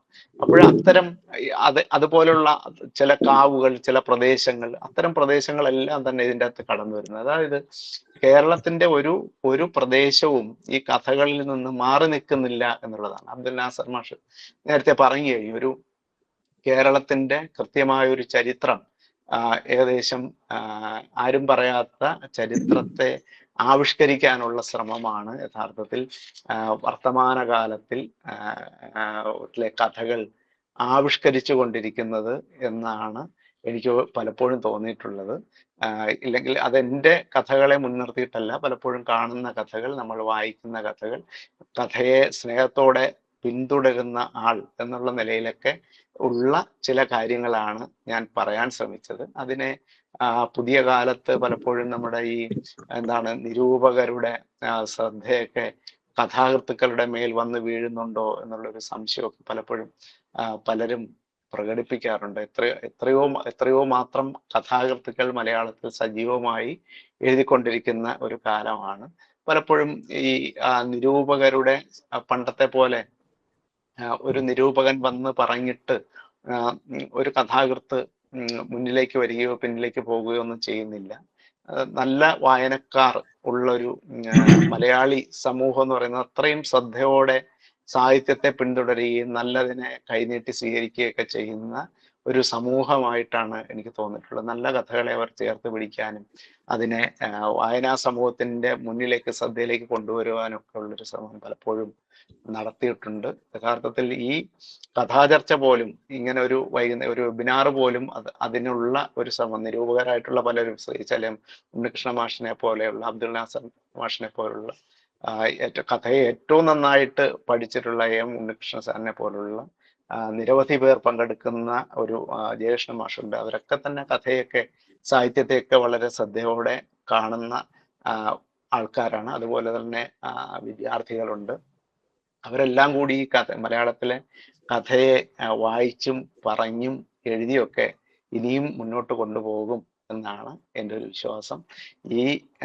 ഈ ഒരു വെബിനാറിൽ നിങ്ങളോടൊപ്പം പങ്കുചേരാൻ കഴിഞ്ഞതിലുള്ള വലിയ സന്തോഷം. ഉണ്ണികൃഷ്ണൻ സാർ എന്ന് പറയുന്ന എനിക്ക് ഏറ്റവും പ്രിയപ്പെട്ട ഒരു അധ്യാപകൻ, ഏറ്റവും നന്നായി പെരുമാറുന്നയാൾ, ഈ കലാകൗമുദിയിലെ കഴിഞ്ഞ ദിവസത്തെ ഇന്റർവ്യൂ ഞാൻ വായിച്ചതേ ഉള്ളൂ. അദ്ദേഹത്തെ പറ്റിയിട്ടുള്ള വളരെ മനോഹരമായ ഒരു ആർട്ടിക്കിളും അദ്ദേഹത്തിന്റെ അഭിമുഖമൊക്കെ വായിച്ച് കഴിഞ്ഞിരിക്കുകയും ചെയ്യുന്നു. എന്തായാലും ഇത്തരം ഒരു സെമിനാറിൽ പങ്കെടുക്കാൻ കഴിഞ്ഞതിലുള്ള സന്തോഷം, എന്നെ അതിലേക്ക് ക്ഷണിച്ചതിലുള്ള സന്തോഷമൊക്കെ പങ്കുവച്ചുകൊണ്ട് നിർത്തുന്നു. നന്ദി, നമസ്കാരം. വളരെ വളരെ സന്തോഷം ലാൽ സാർ. നിങ്ങളെ 3 പേരെയും ഈ വെബിനാറിലേക്ക് ക്ഷണിക്കാൻ തോന്നിയ മനസ്സ് എത്ര നല്ലതായിരുന്നു എന്ന് ഈ 3 പേരുടെയും സംസാരത്തിൽ നിന്ന് വ്യക്തമാവുകയാണ്. കാരണം ഏറ്റവും അനുയോജ്യരായ 3 പേരെയാണ് ഞങ്ങൾക്ക് ലഭിച്ചത് എന്ന് നിറഞ്ഞ മനസ്സോടെ മലയാള ചെറുകഥയെക്കുറിച്ചുള്ള അദ്ദേഹത്തിന്റെ ഗവേഷണം, ആ ഗവേഷണത്തിനാണ് PhD കിട്ടിയത് എന്ന് മാത്രമല്ല, ഇന്ത്യൻ സർവകലാശാലയിലെ ഏറ്റവും മികച്ച PhD തീസിസ് ആയിട്ട് അത് അന്ന് അംഗീകരിക്കപ്പെട്ടതുമാണ്.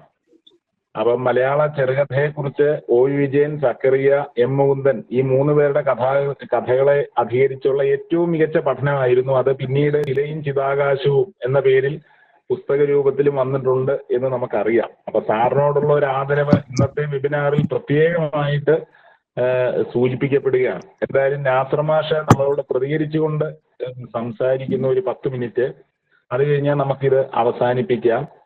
ചോദ്യങ്ങൾ ആർക്കെങ്കിലും ഉണ്ടെങ്കിൽ അത് ചോദിക്കാനുള്ള ഒരു സമയമാണിത്. സമയപരിമിതി നമുക്കുണ്ടെങ്കിലും ആർക്കെങ്കിലും എന്തെങ്കിലും കാര്യങ്ങൾ കൂട്ടിച്ചേർക്കാനുണ്ടെങ്കിൽ ഒന്ന് സൂചിപ്പിക്കാം. നാസർ മാഷ് അതിനോടും കൂടെ സംക്ഷിപ്തമായിട്ട് പ്രതികരിച്ച ശേഷം നമുക്ക് വെബിനാർ അവസാനിപ്പിക്കാം. കാരണം ധാരാളം കുട്ടികളും ധാരാളം ആളുകളും ഈ ഹോസ്റ്റലിലൊക്കെ ഉള്ള കുട്ടികൾ എനിക്ക് മെസ്സേജ് അയച്ചിട്ടുണ്ട്. അവരൊക്കെ ഒരു ഫോണിലൂടെ ആണെങ്കിലും ഒരുമിച്ചിരുന്ന് കേൾക്കുന്നുണ്ട്. അങ്ങനെ ഒരു സന്തോഷം കൂടെ അറിയിക്കുകയാണ്. അതാണല്ലോ ഇതിന്റെ ഏറ്റവും വലിയൊരു ഗുണം. എന്തായാലും എന്തെങ്കിലും ചോദ്യങ്ങൾ ആർക്കെങ്കിലും ചോദിക്കാനുണ്ടെങ്കിൽ ചോദിക്കാവുന്ന സമയമാണിത്. അല്ല, മനസ്സിൽ ആ ചോദ്യങ്ങളൊക്കെ വെക്കുകയും തുടർന്ന് സ്വയം അന്വേഷിക്കുകയും ചെയ്യുന്നെങ്കിൽ അങ്ങനെ നാസർ മാഷിനോട് പ്രതികരിച്ചുകൊണ്ട് സംസാരിക്കണമെന്ന് അഭ്യർത്ഥിക്കുകയാണ്. എനിക്ക് തോന്നുന്നത് നാസർ മാഷിനും സന്തോഷമായി കാണും. കാരണം അത്രയും സജീവമായത് ഈ 2 കഥാകൃത്തുക്കളും കൂടെ ഈ ചർച്ചയിൽ പങ്കെടുത്തപ്പോഴാണ്. അല്ലെങ്കിൽ ഏകപക്ഷീയമായൊരു ഭാഷണമായിട്ട് മാറും. നമ്മൾ അത് ഉദ്ദേശിക്കുന്നേ ഇല്ല. കാരണം ഉണ്ണികൃഷ്ണൻ സാറ് ഗവേഷണ മാർഗദർശിത്വത്തിലൂടെ ഞങ്ങൾക്ക് കാണിച്ചു തന്ന വഴി ഈ സംവാദത്തിന്റെയും പരസ്പര മര്യാദയുടെയും അതേസമയം തന്നെ സ്ഥൈര്യത്തിന്റെയും ആർജവത്തിന്റെയും വഴികളാണ്. അതുകൊണ്ട് തന്നെ എനിക്ക് വളരെ ഇതിന്റെ ഒരു ഘടനയിലും സന്തോഷം തോന്നുന്നു. നാസർ മാഷോട് സംസാരിക്കാനായിട്ട് അഭ്യർത്ഥിക്കുക. ഉമേഷ് മാഷ് ഇപ്പൊ പറഞ്ഞു തന്നെയാണ് ഇതിന്റെ ഒരു യാഥാർത്ഥ്യം. കഥയെ നമ്മൾ പലരും പല രീതിയിലാണ് സമീപിക്കുക. കഥാകൃത്തുക്കൾ സമീപിക്കുന്നതിന് വളരെ സവിശേഷമായ വേറൊരു മാനവുമുണ്ട്. എഴുതിക്കൊണ്ടിരിക്കുന്ന ആളുകൾ നമ്മൾ പലപ്പോഴും പുറത്തു നിന്നിട്ട് വായിക്കുകയും, വായനയും ഒരർത്ഥത്തിൽ മറ്റൊരു തരം എഴുത്താണ്. പക്ഷേ എങ്കിൽ പോലും മൗലികമായിട്ട് കഥയിൽ എഴുതുന്ന ആളുകൾ സംസാരിക്കുന്നതിനകത്ത് ഏറെ ബഹുമാനത്തോടു കൂടി തന്നെ അതിനെ കാണുന്നു. പലപ്പോഴും ഈ പറയുന്ന കഥകൾ നിർമ്മിതികളായി തീരുന്നതും കഥകൾക്കകത്ത് വിപണിയുടെ താല്പര്യങ്ങൾ പ്രത്യക്ഷപ്പെടുന്നതും ഒക്കെ അതൊരു യാഥാർത്ഥ്യം തന്നെയാണ്. സ്വാഭാവികമായിട്ടും ഏറെ വിജയിക്കുന്ന ഫോർമുലകൾ പിന്തുടരുക എന്ന് പറയുന്നത് പൊതുവെ കഥകൾ മാത്രമല്ല, സാഹിത്യത്തിന് ഏത് ജനസിലും അത് അത്തരം സംഗതികൾ ഉണ്ടാവാറുണ്ട്. സാഹിത്യം എന്ന് പറയുന്നത് ഈ പറയുന്ന വിപണിയാൽ സ്വാധീനിക്കപ്പെടുന്ന ഒരു ഉൽപ്പന്നം തന്നെയാണ്. നമ്മൾ ഏത് വിശുദ്ധ വസ്തുവിനെയും അതിന്റെ നിലവിൽ അതൊരു വിപണിയിലെ ചരക്കാക്കി മാറ്റുന്ന ഒരു അന്തരീക്ഷത്തിലാണ് നമ്മളൊക്കെ ജീവിക്കുന്നത്. അപ്പൊ അതുകൊണ്ട് തന്നെ കാണേണ്ടതുണ്ട്, തീർച്ചയായിട്ടും അതിനെ അഭിസംബോധന ചെയ്യേണ്ടതുമുണ്ട്, അഡ്രസ് ചെയ്യേണ്ടതുണ്ട്. അതിന്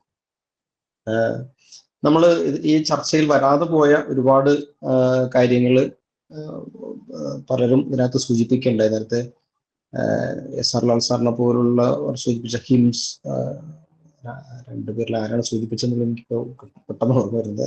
ഹിംസയുടെ ഒരു കാര്യം, വയലൻസ് ആവിഷ്കരിക്കുന്നതിൽ വന്നിട്ടുള്ള വലിയ വ്യത്യാസം, പിന്നെ അത് ശരിക്കും അത് വലിയ തോതിൽ പഠിക്കപ്പെടേണ്ട ഒരു സംഗതിയാണ്. നമ്മുടെ ഫിക്ഷനിൽ എങ്ങനെയാണ് പുതിയ കാലത്ത് എന്തുകൊണ്ടാണ് ഇത്ര രൂക്ഷമായ അല്ലെങ്കിൽ ഇത്ര നമുക്കൊരു പക്ഷേ പിന്നെ നമ്മുടെ ഒരു സാമ്പ്രദായികതയിൽ നമുക്ക് പരിചയമില്ലാത്ത തരത്തിലുള്ള വയലൻസ് എങ്ങനെയാണ് ആഖ്യാനം ചെയ്യപ്പെടുന്നത് എന്നുള്ളത് പഠിക്കപ്പെടേണ്ടതാണ്. അതിന് പിന്നിൽ പ്രവർത്തിക്കുന്ന സാമൂഹികവും രാഷ്ട്രീയവുമായ ജീവിതാവസ്ഥകളെയും നമ്മൾ തിരിച്ചറിയേണ്ടതുണ്ട്. ഞാനതൊരു ഉദാഹരണം മാത്രം പറഞ്ഞാണ്. അതുപോലെ ഒരുപക്ഷെ നിരവധി അനുഭവങ്ങൾ കഥയുമായി ബന്ധപ്പെടുത്തിയിട്ട് പറയേണ്ടതുണ്ട് എന്ന് പിന്നെ തോന്നുന്നുണ്ട്. വളരെ സൂക്ഷ്മമായിട്ട് കഥകളെ മുൻനിർത്തി അത്തരത്തിൽ വായിക്കാവുന്ന പല സംഗതികളുണ്ട്. പക്ഷെ ഇങ്ങനെയൊക്കെയാണെങ്കിലും പൊതുവായിട്ട് പറയുന്ന സമയത്ത് ഞാൻ വിചാരിക്കുന്നത് മലയാളത്തിൽ മലയാളിയുടെ ഒരു ജീവിതബോധത്തിൽ വരുന്ന മാറ്റങ്ങളോട് ഏറ്റവും സജീവമായി പ്രതികരിക്കുന്നത് ഇപ്പോഴും കഥ തന്നെയാണ് എന്നാണ്. ഞാൻ നേരത്തെ പറഞ്ഞു വെച്ചതുപോലെ നമ്മളൊരു ക്രിറ്റിക് ഓഫ് മോഡേണിറ്റി എന്ന് ഞാൻ നേരത്തെ പറഞ്ഞിരുന്നു, ഒരു ആധുനികതാ വിമർശനം എന്ന് പറയുന്ന ഒരു സംഗതി. ഈ ആധുനികതാ വിമർശനം എന്ന് പറയുന്നതാണ് യഥാർത്ഥത്തിൽ നമ്മുടെ ബോധങ്ങളിൽ ഉണ്ടാകുന്ന വലിയ പരിണാമം. ബോധങ്ങളിൽ പരിണാമം ഉണ്ടാകുമ്പോഴാണ് നമ്മൾ സ്ഥിതധാരണകളെ, നമ്മൾ നിലനിൽക്കുന്ന ധാരണകളെ നമ്മൾ നിരന്തരമായി ചോദ്യം ചെയ്യുക. അങ്ങനെ ചോദ്യം ചെയ്യുമ്പോഴാണ് പുതിയ ചില എന്താ പറയുക ജീവിത ബോധങ്ങൾ രൂപപ്പെടുന്നത്. അത്തരത്തിൽ ചരിത്രത്തെ സംബന്ധിച്ചും ജനതകളെ സംബന്ധിച്ചും ലിംഗബോധത്തെ സംബന്ധിച്ചും ജാതിബോധത്തെ സംബന്ധിച്ചും സംസ്കാരത്തെ സംബന്ധിച്ചും മനുഷ്യർ തമ്മിൽ പുലർത്തുന്ന ബന്ധങ്ങളെ സംബന്ധിച്ചും ഒക്കെ നമ്മുടെ ബോധത്തിൽ, മലയാളിയുടെ ബോധങ്ങളിൽ വലിയ മാറ്റങ്ങൾ ഉണ്ടായിക്കൊണ്ടിരിക്കുന്നുണ്ട്.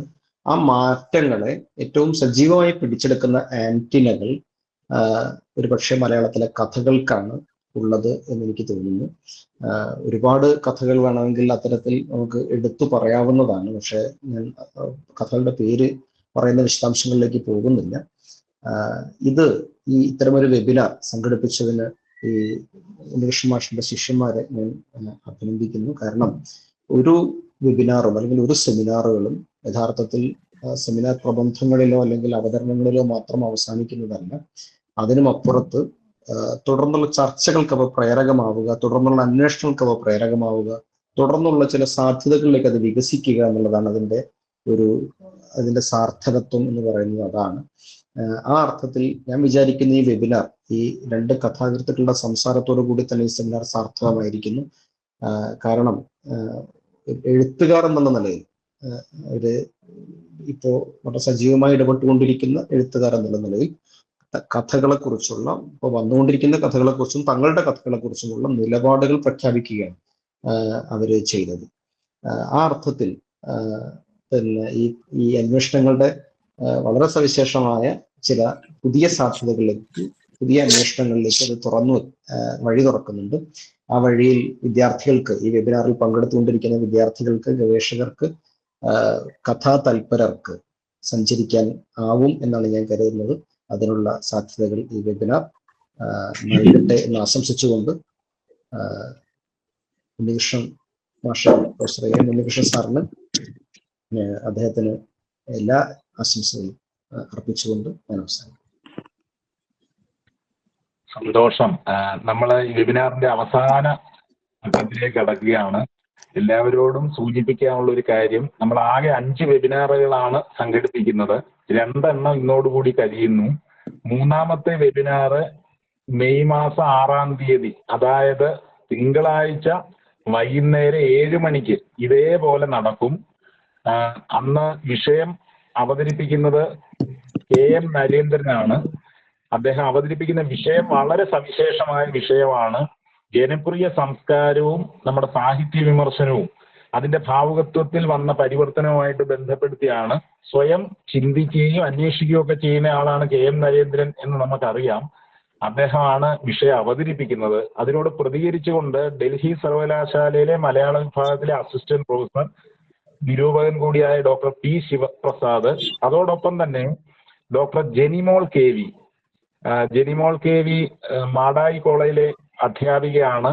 അവര് ഈ പോപ്പുലർ കൾച്ചർ, വിശേഷിച്ച് റേഡിയോ തുടങ്ങിയിട്ടുള്ള മേഖലയായിട്ട് ബന്ധപ്പെട്ട് ധാരാളം പഠിക്കുകയും എഴുതുകയും ചെയ്യുന്ന ആളാണ്. നമ്മുടെ സമൂഹത്തിന്റെ എല്ലാ മേഖലയിലുള്ളവരുടെയും പ്രാതിനിധ്യത്തോടു കൂടിയാണ് നമ്മൾ ഈ സെമിനാർ നടത്തുന്നത്. അതുകൊണ്ട് തന്നെ അതിന്റെ ഒരു സംവാദ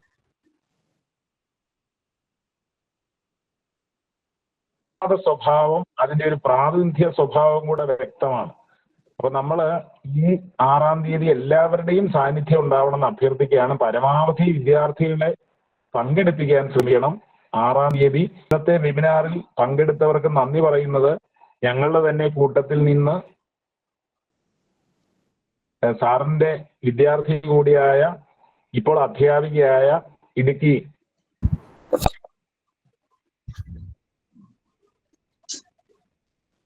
ഹയർ സെക്കൻഡറി സ്കൂളിലാണ് സുമി ടീച്ചറാണ്. ടീച്ചറിനോട് വിനീതമായിട്ട് അഭ്യർത്ഥിക്കുന്നു.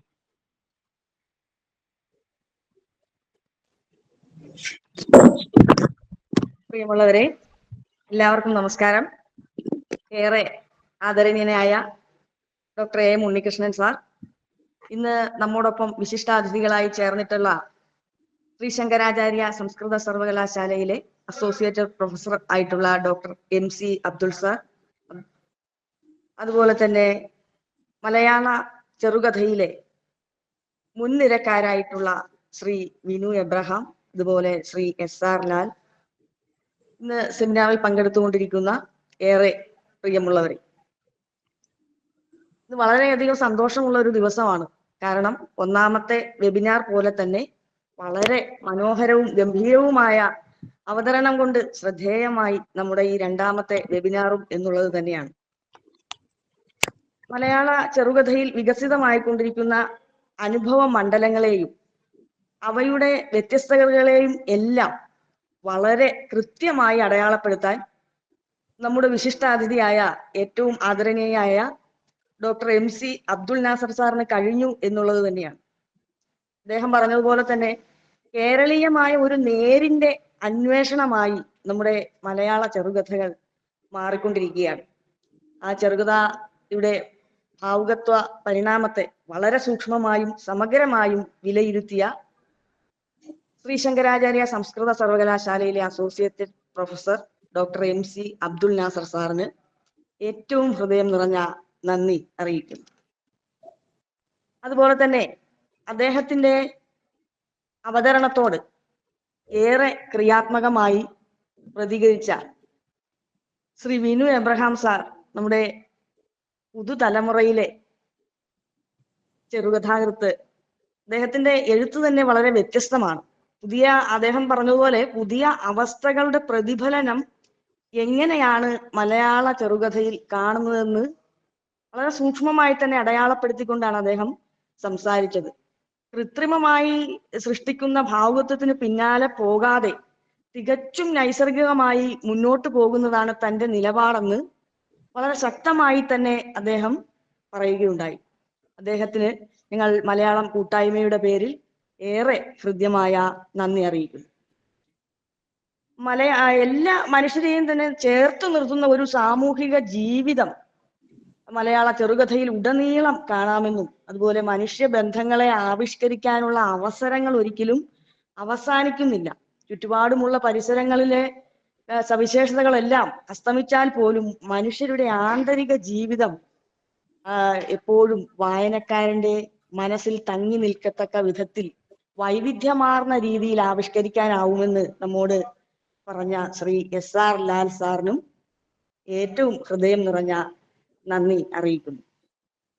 അതുപോലെ തന്നെ ഇന്ന് ഈ സെമിനാറിൽ പങ്കെടുത്തുകൊണ്ടിരിക്കുന്ന വ്യത്യസ്ത മേഖലയിലെ പ്രമുഖർ, അക്കാദമിക വിദഗ്ധർ, വിദ്യാർത്ഥികൾ, അതുപോലെ സാങ്കേതിക സഹായം നൽകിയവർ, സർവോപരി ഏറെ പ്രിയപ്പെട്ട ഡോക്ടർ AM ഉണ്ണികൃഷ്ണൻ സാർ, ഇന്ന് സെമിനാറിൽ പങ്കെടുത്തുകൊണ്ടിരിക്കുന്ന എല്ലാവർക്കും ഏറ്റവും ഹൃദയപൂർവ്വം നന്ദി അർപ്പിച്ചുകൊണ്ട് നിർത്തുന്നു.